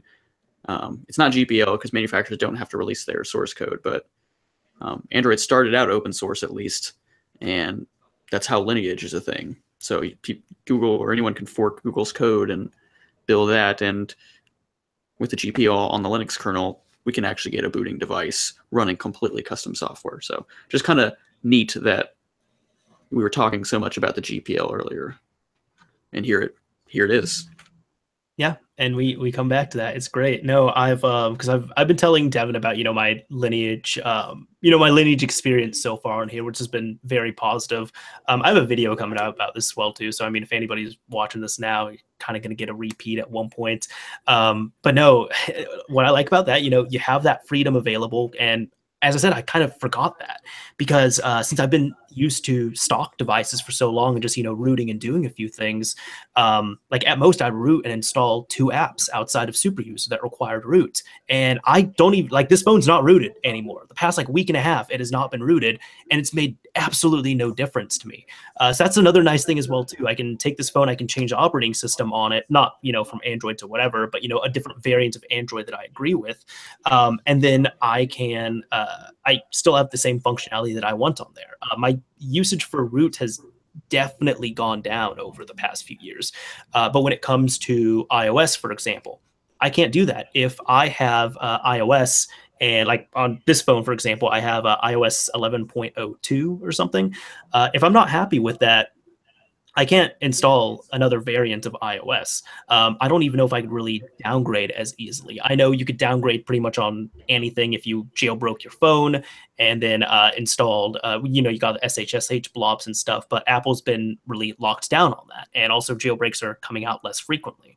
That's also another reason why I have disagreed with Samsung's devices, where I know Samsung is, to me, I've always said they're the, not always, but the past few years, I'd say after the S3 and really S4 that came out, I feel like they are the Apple of the Android world, where they want to take this and, you know, have their own design, have their own specific stuff like TouchWiz and Stylus Pen and all these other things they do. And then they want to lock down their phone as well, too, where like this phone, it was super easy to root. I know, Devin, you have a Pixel, super easy to root. You void your warranty, but there's nothing really stopping you on that. The Nexus device. Not on Pixels. What? I mean, unlocking the bootloader and everything on your phone, wiping your phone does not void warranty on Pixels or Nexus devices. It did on Nexus devices, I thought. Nope, because they provide all the utilities to put it back. They prefer you to put it back. But no, it's never voided a warranty. I even saw a claim just recently, for people to be sure. So I just got the Pixel 2 XL, really enjoying it, and somebody has already talked to Google support and confirmed that unlocking the bootloader does not void the warranty. So kick ass then. All right, so there's a whole other thing as well too. Before this goes away, I also want to say, Tristan Leonard, thank you very much for the donation. Very much appreciate it. He said, Android for life, Android master race, custom ROMs are the greatest.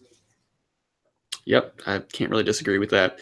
I even had kind of going, you obviously had somewhat of a history with custom ROMs, and you're really enjoying your time now, and I'm super happy for you. It definitely puts a smile on my face, obviously.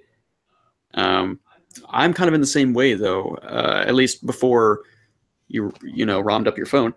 I've been running stock for a while. I have had Nexus devices since the Galaxy Nexus. I did have an M8 for a while, but I installed Google Play Edition software onto it. So essentially, it was a Nexus device.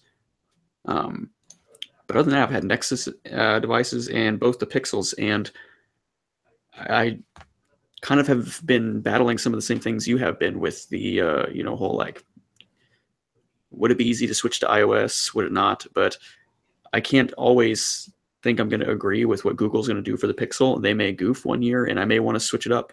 Maybe some new Android manufacturer will come along. OnePlus is not that old, and they have done really well. So just thinking about like, oh, well, I have a Pixel and Nexus device right now, and I don't do much to it, so I could probably switch. It's kind of narrow-minded because I might get a different device sometime, and I might want to change it up, and that may not be worth an ecosystem change. Right. And I've had that. I mean, we talked about it. Like, I've had that struggle many times, but this definitely kind of cemented my place with Android here, and I've enjoyed it. Kind of going back to the Samsung thing I was talking about, though, they did a few things I didn't agree with. So it's good that you actually brought up the non-void, like voiding warranty type thing, because I know with Samsung devices, the reason why I was saying, I feel like they are the Apple of the Android world is because they try and create their own ecosystem, forked off Android, so to speak, and kind of try to lock you in there and get you used to all these things. I've had many issues with Samsung smartphones as well, too. I'm really not crazy about them either. But to root the device, you have to actually hack at it. You are going to, there's essentially, as I said, it's easy enough to root these devices or Nexus device or Pixel device and unlock the bootloader. No, you pretty much have to straight up hack your phone in order to do that on a Samsung device. And I don't know if they still do this, so maybe someone in the comment section can help me out with this. But I remember, I think it was on starting with the S3 or the S4, they started putting eFuses in the phones. So that meant that you could upgrade your phone, but you could not downgrade. Right when that would happen, an eFuse would blow in your phone, and it would just prevent you from going under a certain version. And I remember I had a friend of mine who he was livid about that because he had done Xbox mods and repairs for years. So he was very familiar with the eFuses and all this stuff. And he went over to Android. He was like raving about his phone. He's like, hey, so Danny, I rooted my phone and I was having a good time with it. And there was some update that I got. So I updated, And I'm trying to root my phone again, but it looks like I can't on this new firmware, and I'm having trouble downgrading it. Do you know what's up? And I remember I had this like big shit-eating grin on my face, and I was like, you remember the e-fuses from 360? You just blew an e-fuse, and he was livid about it because he's like, they implemented that on my phone. That's on here. And I said, yes, you can't downgrade. You upgraded, you blew your e-fuse, you can't downgrade. Sorry, dude. Yeah.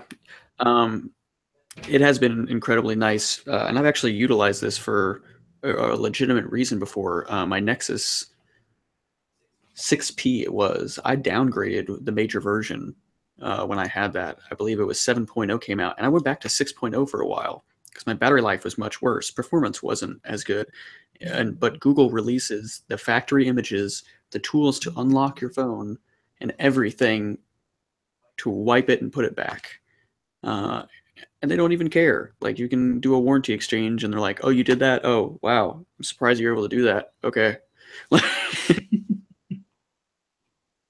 So I'm happy that they've continued that trend, especially as they've gone and rebranded to the Pixel and kind of taken a more mainstream approach to their phones. So I really hope they continue that in the future too. Absolutely. One thing I also wanted to say on Lineage OS as well too was with the recent Wi-Fi exploits that were revealed, were in short, crack attacks, KRACK, where you could really crack open and run amok with WPA2 style Wi-Fi. That is a per device patch basis. So you would have to patch, your router, your phones, anything that utilizes Wi-Fi. So Google has come out and said it's October, and they said, hey, we're going to be updating that. We're going to, make sure you're not vulnerable, and we're going to put it out in the November update. So Devin, with the Pixel 2, you're going to get the update for it in November. Excellent. People who have Nexus devices, they're probably going to get the update November or December, sometime soon, hopefully sometime this year. I'm really hoping so. Well, they're not obligated to at the same time. A lot of devices are not going to get patched up, but not just with Lineage. I will say Lineage specifically on here, but with all of these custom firmware, well, not custom firmwares, but with these custom ROMs, the nice thing is you can unofficially support and update your phone. My phone that I got from 2010, it's like a 2010 or 2011 model phone. It was still getting unofficial updates as of a few months ago. I don't know if it's going to get anytime soon. Probably not. But the fact that it was supported up until this point is awesome. When it comes to Lineage as well, I was vulnerable on this phone for crack attacks for 3 or 4 days tops.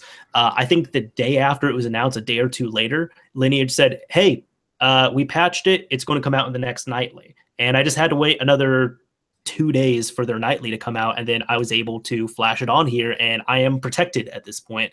So that's another nice thing as well. They were able to do that even faster. And when it came to OnePlus, they're actually trying this time around. A lot of people complain about slow updates. They were faster at updating, but for example, they're going to take a while to release a stable build. And then with their beta updates, they're going to come out, but not everyone's going to do beta. I ran beta ROMs on here for a bit, and it was okay, but I'd rather have stable on here. I don't like to put beta stuff on my phone. But that's just another thing that I've liked about custom ROMs as well, too, is that they could just completely, they can boost the longevity of the phone. I still have people, like I know people who have 3 or 4-year-old phones, and they switched over to custom ROMs, and no issues there. They're great. Yeah, definitely. I mean, it's one difference between Android and iOS that will never change. Not from what I'd ever expect. I don't think Apple's ever going to do this, and jailbreaking is a lot more of a pain in the butt to maintain anyway. So I'm happy this hasn't really changed in recent years, that Google has continued the trend. They don't have, like before, the Nexus devices pretty much were what the open source version of Android was with the Google programs installed.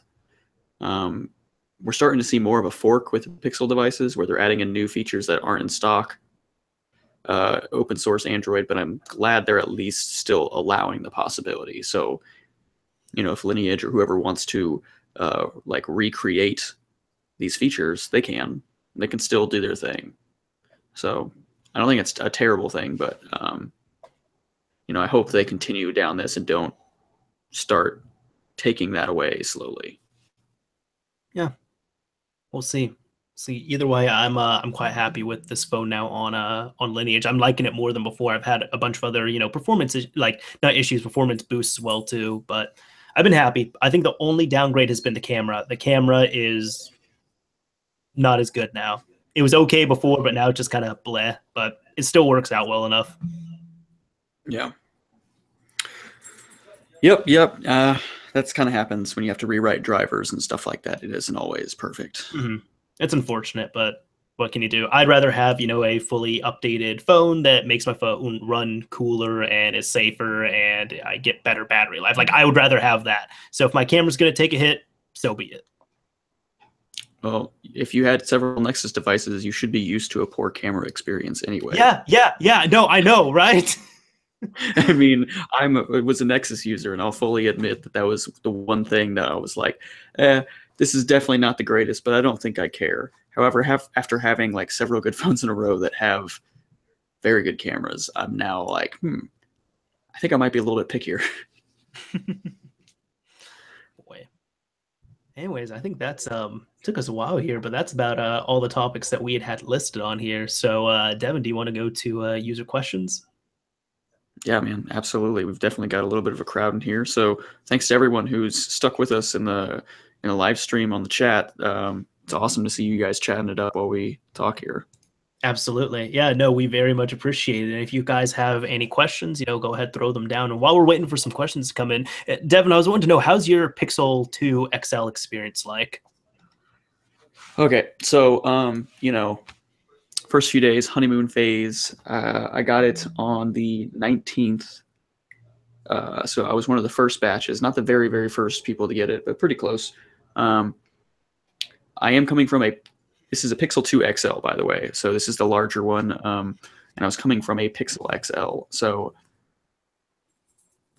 you wouldn't think that'd be a huge gap, a huge difference, but it honestly has been really nice. The more bezel-less display is really good. There's a lot of really nice features that complement the OS in ways that the Pixel doesn't have, at least not yet.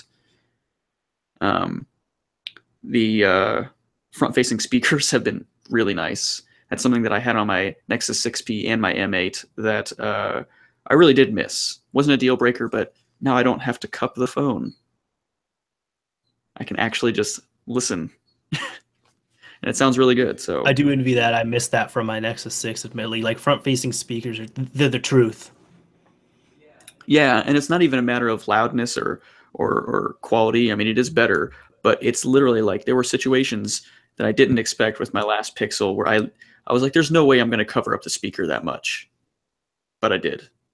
I'd be holding it, covering it up, having to cup it, didn't quite get loud enough. It just, so welcome change. The battery life is really nice. I'm literally getting about 30% more than I did, if not maybe a little bit more. So it's changed the way I use my phone a bit because I can use it a lot more and I don't have to worry as much, even though I work a desk job. So first world problems there for sure. There's a lot of other little features like the squeezable frame to pull up Google Assistant, the always on display, but overall it's been a nice upgrade. However, have you heard about all the talk about the screen burn-in? Which side am I supposed to be on? Am I supposed to be on the side where I say, oh, yeah, no, this is a goof, this is horrible, or am I supposed to say that's not that bad? Well, I don't know. I'll just explain. So if you haven't heard about it, the Pixel 2 XL is getting some flack. It almost is like smear campaign worthy, which is really weird. I mean, like, the escalations were ridiculous. So I don't know. Maybe this is all organic, maybe not. But first, people were complaining about the colors not being as vibrant as other phones, which is purely software. Google came out and said they tuned it to sRGB color profiles, which look a lot more like the iPhone screen than your typical oversaturated Samsung screen. But Google said, we may actually let you toggle that on the full P3 color gamut. So whatever. It doesn't even bother me, actually. It didn't bother me at all. A couple other complaints didn't bother me at all. Like, I see what you're talking about, but this is blown way out of proportion. And then they were like, oh, yeah, I've been using my Pixel for like 10 days, and there's screen burn in, like on the navigation buttons. And I thought, no way. So I looked at a couple pictures, and I was like, okay, good. We'll check back in. And then another coworker was asking me about it. It's like, did you get that? I heard it's really bad. And I was like, no. And I checked again. Oh, no. It's been 5 days. And it's not bad. But I had a coworker confirm, like, we're looking at it, and he's like, oh, no, I can totally see the circle right there. I mean, you really have to look for it, but 5 days? How's it going to look in 5 months, man? We don't know. So, yeah.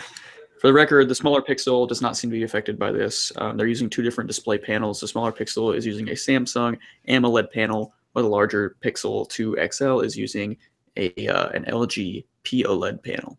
So we'll see. I don't know. I know this is really tough because otherwise the phone has been amazing. One person I follow on Twitter, he was kind of saying, because he has hate for LG from what I see, and he was just like, yeah, no, people should expect this from LG, and I was just like, hey, I don't really follow phones closely. I'm not all crazy about phones. I wouldn't have known this, so this would have been brand new news to me. Like if someone was just like, "Oh, you should have expected that," it's like, no, I don't expect my phone after 5 days to have screen burn-in on there. Are you going to be RMAing this once once they definitely have a fix for it? I mean, it's not even like should. It's like they need to have a fix for this. Yeah, I mean, I don't know, there's a lot of questions here because I think that actually getting a different panel out, if it's not a small tweak, that's not going to be possible. If they were to go to like a Samsung panel, I mean, that's going to be so much work and so much of a like manufacturing pipeline change. I just don't know. If they do get a fix out, I'll definitely be doing an RMA. But you know, I did buy like the extra protection or whatever, the device protection that includes kind of an insurance system, but as well as an extended warranty. So who knows? Maybe I'll just complain and get a new Pixel every 6 months through a warranty replacement. Google has been pretty good about just like basically anytime you have an issue, they're just like, oh, your phone's rebooting. Oh, your phone's a little bit colder than normal. Here, just try a new one. Here you go. Here you go. So yeah, I even had a software problem on my Pixel, which had to do with my actual Google account. And I was like, I guarantee you this is not a software problem. They're like, well, let's just replace your Pixel. And I was like, can we not? Like, I actually don't feel like getting a new screen protector. And like, so I might be able to just work the system a little bit. We'll see. Yeah, I definitely say, RMA it if you can.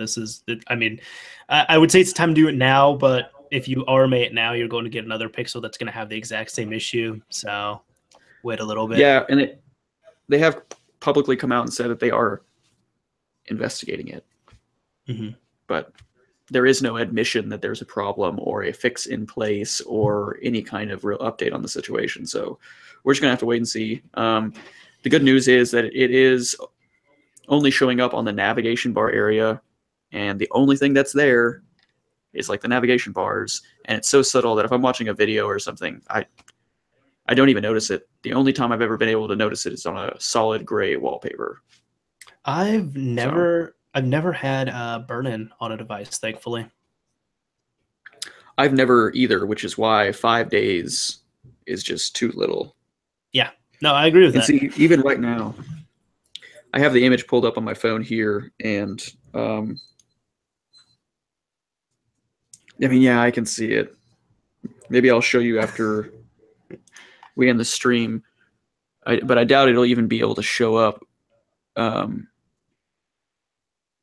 mean, is it kind of on like in the corner there? No, I think it's actually showing up on camera differently. That's not how it looks in real life. Okay, yeah, I'll be honest. It's a really weird look. Yeah, I'm really not seeing it. Yeah, that's a really weird look on camera. I don't know why it's showing up like that. It must be just the way the panel works. But yeah, I'll show you offline. I'll show you in person later. Yeah. All right. Perfect. Yeah, I'll have to walk all over my living room to see it. God. No. Yeah. So needy. Anyways, we have a few questions here. You wanna start attacking them?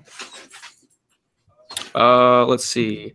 I haven't been looking. What's a good one to start with? Who's first in line? So I'll grab these two real quick so we can get the ball rolling, because one of them it's pretty open and shut question. Literally, we don't need you to whine. We don't need your whining. No. And then the other one we can actually discuss. So X40. Hey, quiet. This dog. So X41 was asking, hey, quiet. She was asking, I'm thinking of my dog, she right here.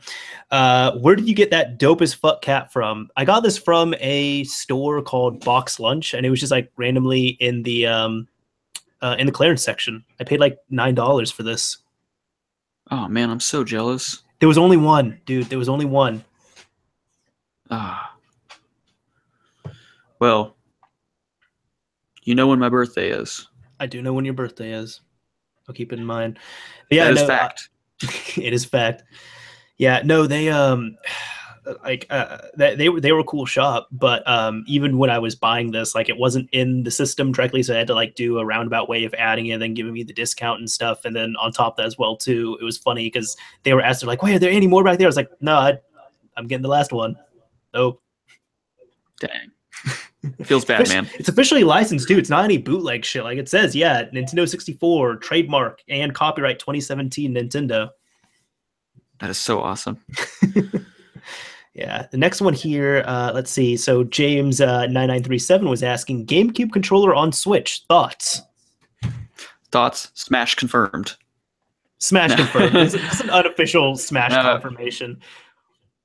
Yeah, right. I don't know. Who knows? Maybe. I mean, I think that's a good sign that we might be able to see something. I can't really think of what else you might need a GameCube controller for, other than like a GameCube Virtual Console launch in general.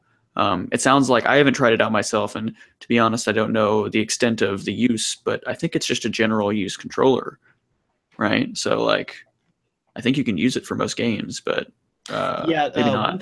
One thing I was seeing though is that the there's no home, like, well, there's home and there's the other button that's to the left of it. I don't remember what the button is right now. I just think of start and select. The equivalent of the select button is not there, or I guess the share button, and it doesn't have a ZL button because there's only a ZR on the GameCube controller. Right. Yeah. Okay. So it is missing that button, especially. Yeah. And I doubt I don't think there's a click, like an analog stick click on the C stick either. No, there's not. So it's, or maybe even on the main analog stick. It's not going to be for. I don't think it's going to be for regular Switch games or anything. You can kind of use it on games, I'm sure. I haven't utilized this yet because my Switch's on 4.0, so I can use it and such. But yeah, no, I think this is a big unofficial way of saying Smash for Switch, or some type of Smash on Switch. Melee.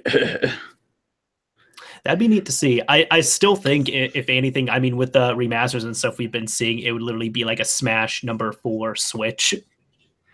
I know, but I mean, that doesn't mean they can't start something new, man. I'm still holding out for Melee. I want competitive Melee to continue on the Switch. It might be a pipe dream. It probably is, but I think that would be awesome. I'll be honest, I don't know if competitive Melee would go over very well on Switch, just because there would be things, if it's emulated, there would be issues that the pros would be able to spot. And then on top of that, if they create a new build, they're going to change things on the game as well. So I think that even for competitions, it would still be preferred to play Melee on a GameCube or on a original. Yeah, you're probably right. I mean, I know it can last for a long time. We have some ways of getting around it, but Melee's getting old, and with that hardware still being used in such a competitive manner, and still being like, I mean, you got to keep those discs in really good condition, because otherwise you're just going to blow through them. You know what I mean? If you're buying discs every couple competitions or something like that, it's like, how many of those are out there in the world? And competitive Melee still has a following, so like. Yeah, there's a lot for sure. So it's always been a valuable game because it's a good game. It's a first-party game, and on top of that, it's used for competitions. But no, when it comes down to it as well, I know this is actually the CU podcast a while ago. They discussed this where it was like, nobody's gutting these games, right? Like nobody's like taking Melee and destroying it or repurposing it or making a reproduction or whatever it might be. But I know that a lot of people, they make like art projects out of old PCBs for games and stuff. And Ian, the guy on there who works at a video game shop, he was saying that, you know, for example, like a lot of people are saying, hey, like, you know, Super Mario Bros. Duck Hunt, super common game. It doesn't matter if I destroy 20 of them. But he said now he barely sees them. Like years ago, he used to have 20 in stock at any given time. Now he has 2 in stock. Right. Yeah. I mean, no matter how you look at it, these won't last forever. And you know, maybe if it's not good for the competitive scene now, like a Switch or a Melee Switch release could potentially extend it for another 10 years. Like, what if we just get to that point? I don't know. I mean, we still have all these retro games from a lot older consoles, so I'm possibly over exaggerating it, or I just want Melee on the Switch really badly. I think it'd be a little bit of both. I don't think it would be bad on the Switch by any means. It's just like I feel like it would still be preferred to use the GameCube for competitions. Or I mean, why can't we just have multiple not multiple Melees, but multiple Smash games on the system? I think that'd be cool too. Agreed. Yeah. No. Yeah. That touche. Touche. I wasn't trying to do. But I'm glad you agree. Do we have any? Any other good questions here? I can yank this one from the mod shop. I'm just going from the order that they've been submitted. But what's your favorite TV show out right now? Ooh, probably Rick and Morty, to be honest. I hate to be that guy, but pretty big fan. To be honest, you have to have a very high IQ to really enjoy Rick and Morty. Yeah, I mean, seriously. Elon Musk, like, come on. Yeah. What about you, man? I did think of that, but I was thinking of like in terms of new shows. So in terms of like brand new shows, I'd have to say if we're talking about like I'll split this up into 2 parts because this one technically is ongoing right now. For like a long ongoing show, it's still on TV right now, South Park. Because right now season 21 is airing and it's just so good. Like I absolutely loved season 21. There's gonna be an episode tonight. So excited about that. But no, for I guess newer shows, like some stuff that's come out in the past few years, BoJack Horseman, even though that's technically not on TV. I enjoy cartoons, but like I saw season 4 and every single season of BoJack Horseman, like the first or second day it comes out, I end up binging it, and season 4 was just incredible. Like it's getting to the point, I mean, you see the original season and Netflix was a lot more raunchy and they didn't really know what they were doing with the show and stuff, but then it's kept going on. And like this show, what impressed me was with season 4, like it was still funny, but they were really tackling some serious stuff. Like they were tackling being agendered and they were able to portray it in a really good light. And one thing that really impressed me was they had an entire episode showing, hey, this is how it's like to have dementia. And it was so well done. Like it's giving me kind of chills thinking about, but it just impressed me just from an overarching standpoint as well too, the way it was delivered. Yeah, I've heard really, really good things about it, and I've never actually given it a shot. It's been on my to-do list, but I will admit, as you probably know, I am just not a TV person. Like, I like TV, but I don't know. I typically like to... It's conflicting because I like to watch TV with people, but then it's also like there's so many other things I'd rather do with a person than watch TV. So then I just don't end up watching much TV. I have to force myself to watch Rick and Morty, but Silicon Valley is like my second favorite TV show in recent years, and I still have like 3 episodes to go on the last season that came out like in April or May. So I mean, yeah, that's just Yep. Yeah. Yeah, no, X41 here was just saying, you know, he Dirk Gently season 2 started. I haven't seen that. New Mr. Robot, Lucifer episode, Stranger Things season 2 gets released tomorrow. So Stranger Things, I loved that. Can't wait to see the second season. Lucifer, never seen Agreed. Mr. Robot. Have you seen Mr. Robot? Yes, I have seen Mr. Robot. I do like it. I was actually watching it with my ex-girlfriend, and she wasn't as much of a fan. So we kind of stopped watching it, and I intended on keeping up with it myself. But like every other TV show, kind of just sits there on the back burner. But I did enjoy it. I got like 4 or 5 episodes into season 1, and it was a really good show. I'll just share this experience without trying to spoil anything, but I'm probably just going to wait for season 3 to finish because I've binged seasons 1 and 2. But one of my good friends at work, we were talking about this, and like it was around like the time the Equifax hack had happened, where it was revealed he was getting into cryptocurrencies. Well, he got me into cryptocurrencies, and I'll just say this because this is the way I delivered it to him. But I was telling him about Mr. Robot. I told him where he could watch and stuff, and I was just like, "Hey, have you seen Mr. Robot?" He said no, and I recommended it. And then the Equifax thing happened. I was like, "Have you seen Mr. Robot yet?" He's like, "No." I was like, "You should really watch that show." He's like, "Why? What? Like, is that good?" I was like, "You should." I'm not going to say anything, but you should really watch that show. This would be a very good time to watch it. Right. Yeah, no, I definitely need to finish it, but I thought it was really good. They had like a couple little key things that really hooked me in early, like I don't know, they mentioned using like the GNOME desktop, which is like the desktop environment I use on my PC at home, which is all Linux stuff. So if you're not into Linux, you probably don't care, but very nerdy niche things. When I saw that, I'm like, oh, okay. I see what you did there. You didn't just have the matrix string of text going by. You actually using something legitimate. Yeah, no, they actually they do the research. It's impressive. I mean, they have there's several websites where you can go, and every episode they break it down. It's like, this is the tech that was in this episode. This is what was shown. Is this realistic? And it's like, yes, this was correct. Or it's never a no, though, is the thing. Like if there's anything close to no, it's like it was slightly dramatized. It's kind of correct. They fudged up a few things, but it was for the camera. Yeah. Right. Yeah, I mean, right. You're pretty much spot on there. I enjoyed it, though. So I recommend it to anyone else who is thinking about watching it. Mm-hmm. So yeah, I guess technically, like, favorite show on TV would be Mr. Robot then. I'm just saying that because, I said BoJack for my other show, but technically that doesn't count because it's Netflix. Right. Yeah, I mean, I'm pretty sure that's what he meant. Yeah. Maybe not. Yeah, it's all the same thing. IPTV and stuff. I watch everything like online now, really. I'm a cord cutter. I don't have cable, so. Never had cable, at least not myself. I've never had a cable bill in my name, and I hope I never do. It's kind of like a personal goal of mine as I get older. So.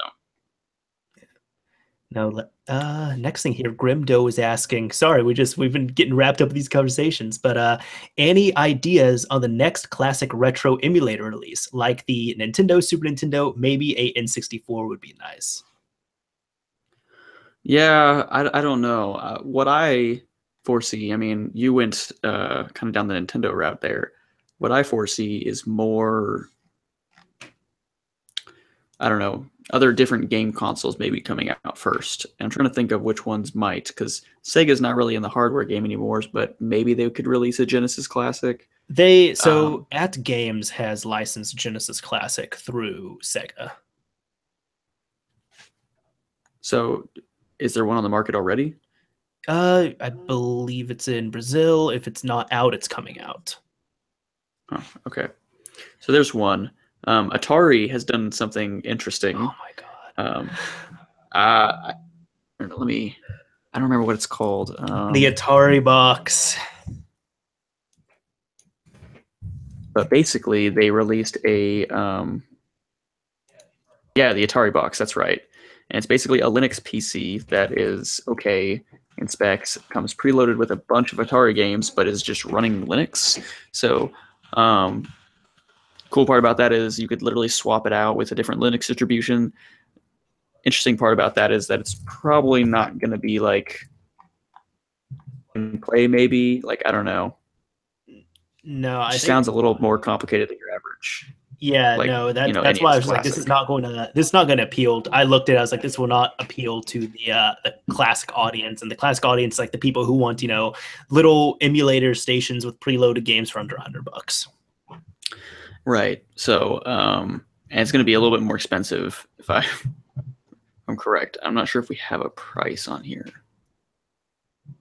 But I don't know. It's going to be interesting. The nerdy side of me is like, oh, that's pretty cool. I'm probably not going to buy it though. Yeah. Oh no, I looked at it. I was like, hopefully it has an audience. I'm not paying for it, so I'm not buying one. I'm not the audience there. Right. Oh well. Man, I should have eaten before the show, dude. My stomach's just making all sorts of grumbling noises right now. That's essential, man. I didn't even have time, and like that was the first thing I did. Is I ran home, like threw my stuff in the microwave, like just absolutely gorged myself for like 10 seconds, and kept going. Appreciate it. Appreciate it. Yeah, no, because I didn't get hungry until like 30 minutes in the show. I'm like, oh damn it. Where's your Soylent, man? In the fridge. The show just kept going, man. It's been back and forth, so I haven't like run into my my fridge to get a Soylent. I mean, you should have had it on deck. I should have, but I didn't. Don't blame me Mistakes. for being fat. Yeah. I don't know. It sounds like it's the opposite in this scenario. You're just not eating. Shame. Shame. Blah. Oh well. So X41 in the chat is saying that it sounds like it's people are estimating the Atari box is going to be between $250 and $300, which I'm sure it could be worth it depending on the hardware. I just don't see it selling. Yeah, we'll see. I don't think it's going to sell very well. I don't really know what audience they're trying to gun after, really, because it's an Atari looking system with a bunch of Atari games on there, which I'm sure a potato can play, and then they're putting Linux on there, which, as you said, I'm like, if it should have just been something simpler and cheaper, in my opinion. That's how they could have fixed this. I mean, fixing it before it comes out, but I'm like, they could have just made a little Atari box classic station similar to what the Nintendo and Super Nintendo classics are for like $50. Right. The boards that are inside the NES and the SNES Classic are way more powerful than they need to be to run those games. In fact, the board in the NES Classic, I believe, is the same exact board that's in the SNES Classic. Yes, so it is. These are really cheap boards that they're just marking up the price an insane amount. I guess, you have licensing fees, but it sounds like Atari was just like, oh, we will do that, but like one up it. And I know that Atari's, I think they were marketed a little bit more as like personal computers, kind of way back in the day too. That was like, like a computer that ran games, kind of like I think the Commodore was a little more like. The Commodore was like PC, that, but the Atari, like the 2600, the 7800, those were actual games consoles. Yeah. I don't know. I'm really trying to draw some lines that don't exist here on why they chose to do this, and I don't know. I can't really figure it out. I guess my thoughts on it as well, too, not just with the Atari thing, but he was asking about classic consoles in general. I think the next one we'll probably see is the N64 Classic. People will definitely scoop it up, buy it, whatever it is. I made a video where I talked about, my thoughts on a PS1 Classic. I'd absolutely love that. Do I think it's going to happen? Probably not, but we'll see what happens. I think with the N64 Classic, they'll probably use the same board they've used for the Nintendo or Super Nintendo Classics, but maybe do a few upgrades here and there on it, but it'll probably be the same or very, very close. ModShop just asked a question. What kind of watch is that? I assume you're talking about my watch. I don't think you have a watch, Danny. I have a little, I think it's a it's a Fitbit, like one of these small ones. I don't know the exact name of it, but just a little thin Fitbit. Okay, well, you have a Fitbit. I have it's an Android Wear watch. It's actually the Fossil Founder first gen. I got it on sale for $125 in February. It runs Android Wear 2.0. No heart rate sensor. It's pretty minimalistic, but I like it for notifications, and it was very cheap at $125, brand new. So I enjoy it. It's nice. But when a really good Android Wear watch comes out, hopefully in the next year or so, I'm going to be tempted to upgrade. I think with my Fitbit, because I upgraded from a Vivo Fit, which is Garmin's variant, and I just did not like their interface and everything. But this is just over $100. I've enjoyed it. It does have a heart rate monitor, so it's actually been nice because I get to see how I'm sleeping, you know, how my heart rate goes throughout the day. I really like checking all that stuff. And then it also has really nice integration into apps, because since it's Fitbit, everything utilizes Fitbit, which is great. While as Garmin was just in its own little sect of the community and was really annoying and couldn't connect to any of my other apps properly. So I've been happy with this. I don't use any of the smartwatch capabilities or anything. I don't show notifications on there. The only notifications I get are, hey, you've met your step goal, or hey, maybe you should walk around. Yeah, I have become addicted to having notifications on my wrist, to be honest. It's something that I feel really anxious about when like I don't have it. And I have like my notifications managed in a good way. So, you know, like when I get a notification, it's meaningful. But seriously, like if I don't have my watch on those days, I'll like look at my phone and see like I have a text that's like 3 minutes old, and I'm just like, I wish I knew about that immediately. I know we've discussed I may not have wanted this, to like I was just gonna say, I know we've discussed this before, and that's why like when I text you, because I'm one of the types of people, like I might send like a string of 2 or 3 text messages, and with Devin, I'm just like, no, one big text. I do prefer one big text, even without having a smartwatch. When people would like, I would have friends that like text me like they were on IRC or something, and would just like have fractions of a sentence go across the wire, and I'm just like, stop, just please. So the reason why that is a thing, which one of my coworkers does that, and I need to ask him about this, but another one of my best friends, he texts and talks like that. And one time I just asked him, like, why do you? Why is it that every text you send me is only like 2 to 5 words?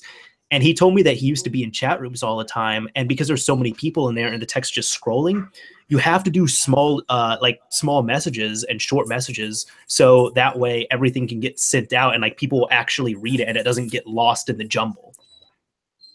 Yeah, I mean that's what I've heard from most people too, is that they're just like, oh, I just was on IRC a lot, and I was like, me too, but apparently I just wasn't in the same kind of chat rooms you were, because I never had this issue before. Yeah. But what I can don't know. Yeah. Oh man. Either way, I think it looks like we've gotten, you know, good messages. We've got good questions. We've gotten through these, and overall, dude, this shout out to the chat. You all have been awesome this episode. Yeah, absolutely. It's been nice to see everyone being active, even when I can't watch it constantly. It's a good feeling to see the words scrolling by.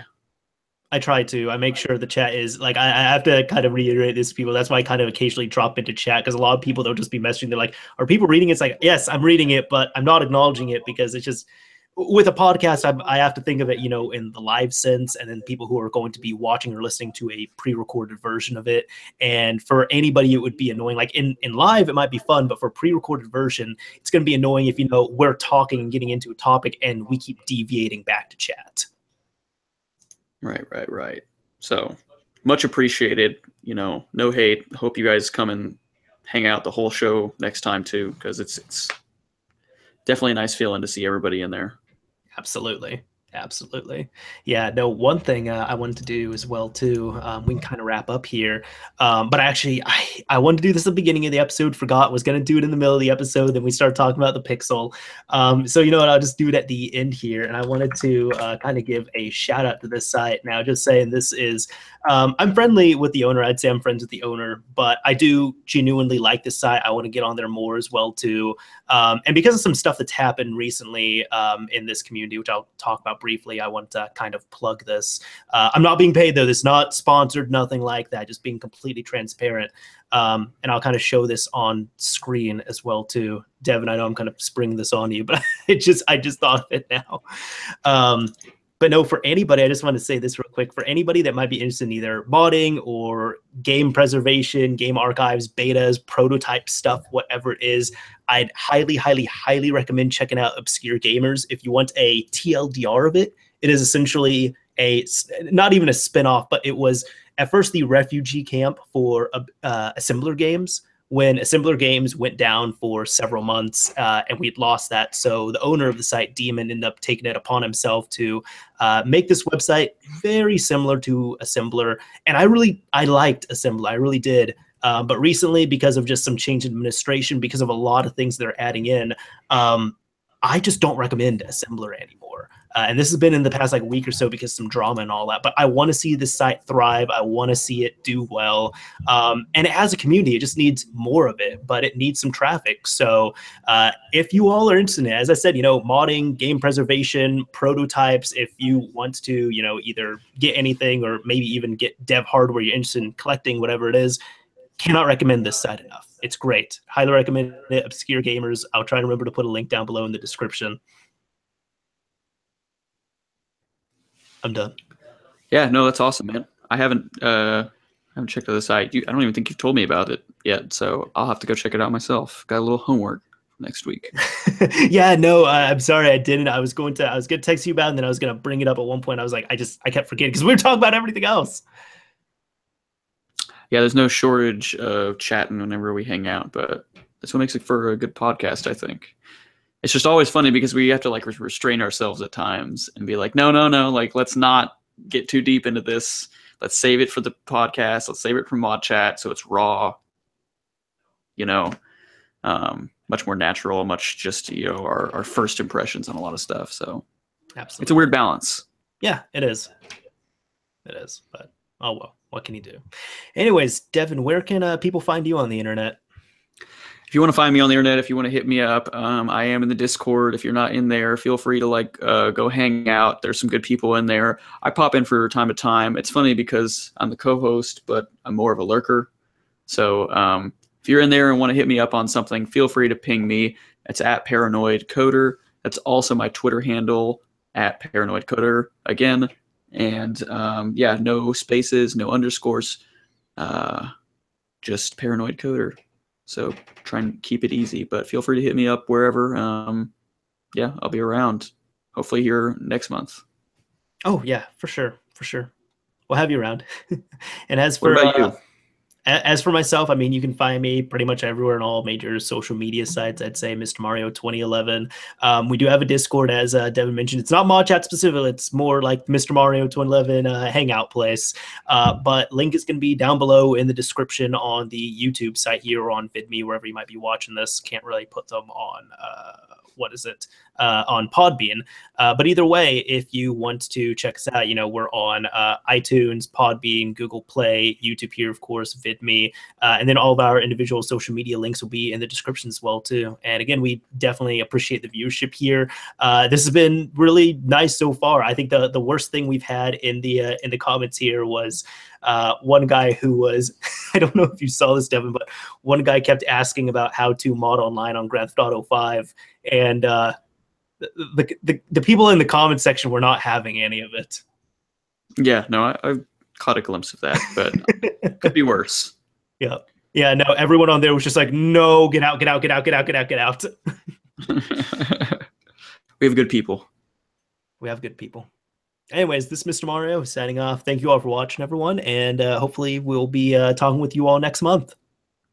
Peace.